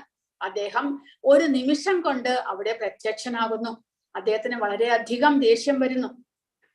അദ്ദേഹം തന്റെ സുദർശന ചക്രത്തെ വിളിച്ച് ഈ ജഗായി മഥായിനെ വധിക്കാനായിട്ട് അദ്ദേഹം പുറപ്പെടുന്നു. പക്ഷേ നിത്യാനന്ദ പ്രഭു അദ്ദേഹത്തെ തടുക്കുന്നു. കാരണം സാക്ഷാത് കൃഷ്ണൻ തന്നെയാണ് ചൈതന്യ മഹാപ്രഭുവായിട്ട് അവതരിച്ചത്. പക്ഷേ അദ്ദേഹം ഭക്തനായിട്ടാണ് അവതരിച്ചത്. ആ ഭക്തനായിട്ടുള്ള ഭക്താവതാരത്തിൽ അദ്ദേഹം ആയുധങ്ങളൊന്നും തന്നെ എടുക്കുന്നില്ല. പകരം ഇങ്ങനെയുള്ള ദുഷ്ടന്മാരെയും അസുര സ്വഭാവികളെയും എല്ലാം ഹരേ കൃഷ്ണ മഹാമന്ത്രം ജപിപ്പിച്ച് അവരുടെ മനസ്സിനെ മാറ്റുവാനാണ് അദ്ദേഹം പരിശ്രമിക്കുന്നത്. അത് നിത്യാനന്ദ പ്രഭു അദ്ദേഹത്തെ ഓർമ്മിപ്പിക്കുന്നു. ഈ ജന്മം, ഈ അവതാരം അങ്ങയുടെ ഈ അവതാരം ഭക്താവതാരമാണ്. ഈ അവതാരത്തിൽ അങ്ങ് ഒരിക്കലും ആയുധം എടുക്കില്ല എന്ന് പ്രതിജ്ഞ എടുത്തിട്ടുണ്ട്. അങ്ങ് ആയുധം എടുക്കാൻ പാടില്ല, ഇവരോട് അങ്ങ് ക്ഷമിക്കണം എന്ന് പറഞ്ഞുകൊണ്ട് നിത്യാനന്ദ പ്രഭു ചൈതന്യ മഹാപ്രഭുവോട് അപേക്ഷിക്കുന്നു. അപ്പോൾ ചൈതന്യ മഹാപ്രഭുവിന്റെ ആ ഉഗ്രരൂപ ക്രോധരൂപത്തെ കണ്ടപ്പോൾ ജഗായി മഥായിയും വളരെയധികം അവർ പേടിച്ച് അവരുടെ തെറ്റ് മനസ്സിലാക്കി അവരും അദ്ദേഹത്തിന്റെ കാൽക്കൽ വീഴുന്നു. അപ്പോൾ നിത്യാനന്ദ പ്രഭുവിന്റെ ആ ഒരു മഹാമനസ്കത, കാരുണ്യം കാരണം ഈ രണ്ട് തെമ്മാടികളായിരുന്ന ഈ ജഗായി മതായിയുള്ള രണ്ടു പേരെ കൂടെ ഭക്തന്മാരാക്കിയിട്ട് മാറ്റുവാൻ സാധിച്ചു. അതാണ് പറയുന്നത്, ശുദ്ധഭക്തന്മാർക്ക് എത്രമാത്രം അധപ്പതിച്ച ജന്മത്തിലുള്ളവരെയാണെങ്കിലും അവരുടെ ആ ഒരു അസോസിയേഷൻ, ആ സത്സംഗത്തിലൂടെ അവർക്ക് അവരുടെ പാപകർമ്മങ്ങളെ ഇല്ലാതാക്കി പരിശുദ്ധരാക്കുവാൻ സാധിക്കും എന്നാണ് ഇവിടെ പറയുന്നത്. ഹരേ കൃഷ്ണ. പിന്നീട് ഇവിടെ നരസിംഹാവതാരത്തിൽ ഹിരണ്യകശിപു വൈകുണ്ഠലോകത്തിന്റെ തന്നെ ജയവിജയന്മാരായിട്ടുള്ള ദ്വാരപാലകരായിരുന്നു. അവർ ശാപം മൂലമാണ് ഹിരണ്യാക്ഷനും ഹിരണ്യകശിപുവുമായിട്ട് ജനിച്ചത്. പക്ഷേ അവർ ഭഗവാന്റെ ഭക്തന്മാരായിരുന്നു. ഒരു നിമിഷ നേരത്തെ അവരുടെ അശ്രദ്ധ മൂലം അവർക്ക് ശാപം ലഭിക്കുകയും അവർ രണ്ട് അസുരന്മാരുമായിട്ട് ജനിക്കുകയുമാണ് ഉണ്ടായത്. പക്ഷെ ഭഗവാൻ അവരെ വധിക്കുക മൂലം തിരിച്ച് അവർക്ക് ഭഗവാന്റെ പാർഷദന്മാരായിട്ട് തിരിച്ചു പോകാൻ സാധിച്ചു. അതാണ് ക്ഷിപ്രം ഭവതി ധർമാത്മാ. വളരെ പെട്ടെന്ന് തന്നെ അങ്ങനെയുള്ള എന്തെങ്കിലും തെറ്റ് ചെയ്തവരാണെങ്കിൽ കൂടെ വളരെ പെട്ടെന്ന് തന്നെ അവർക്ക് തിരിച്ച് ഭക്തന്മാരായിട്ട് മാറാൻ സാധിക്കും എന്നാണ് ഭഗവാൻ പറയുന്നത്. ഹരേ കൃഷ്ണ. ഇത്രയുമാണ് ഇന്നത്തെ അധ്യായത്തിൽ. ഇനി ആർക്കും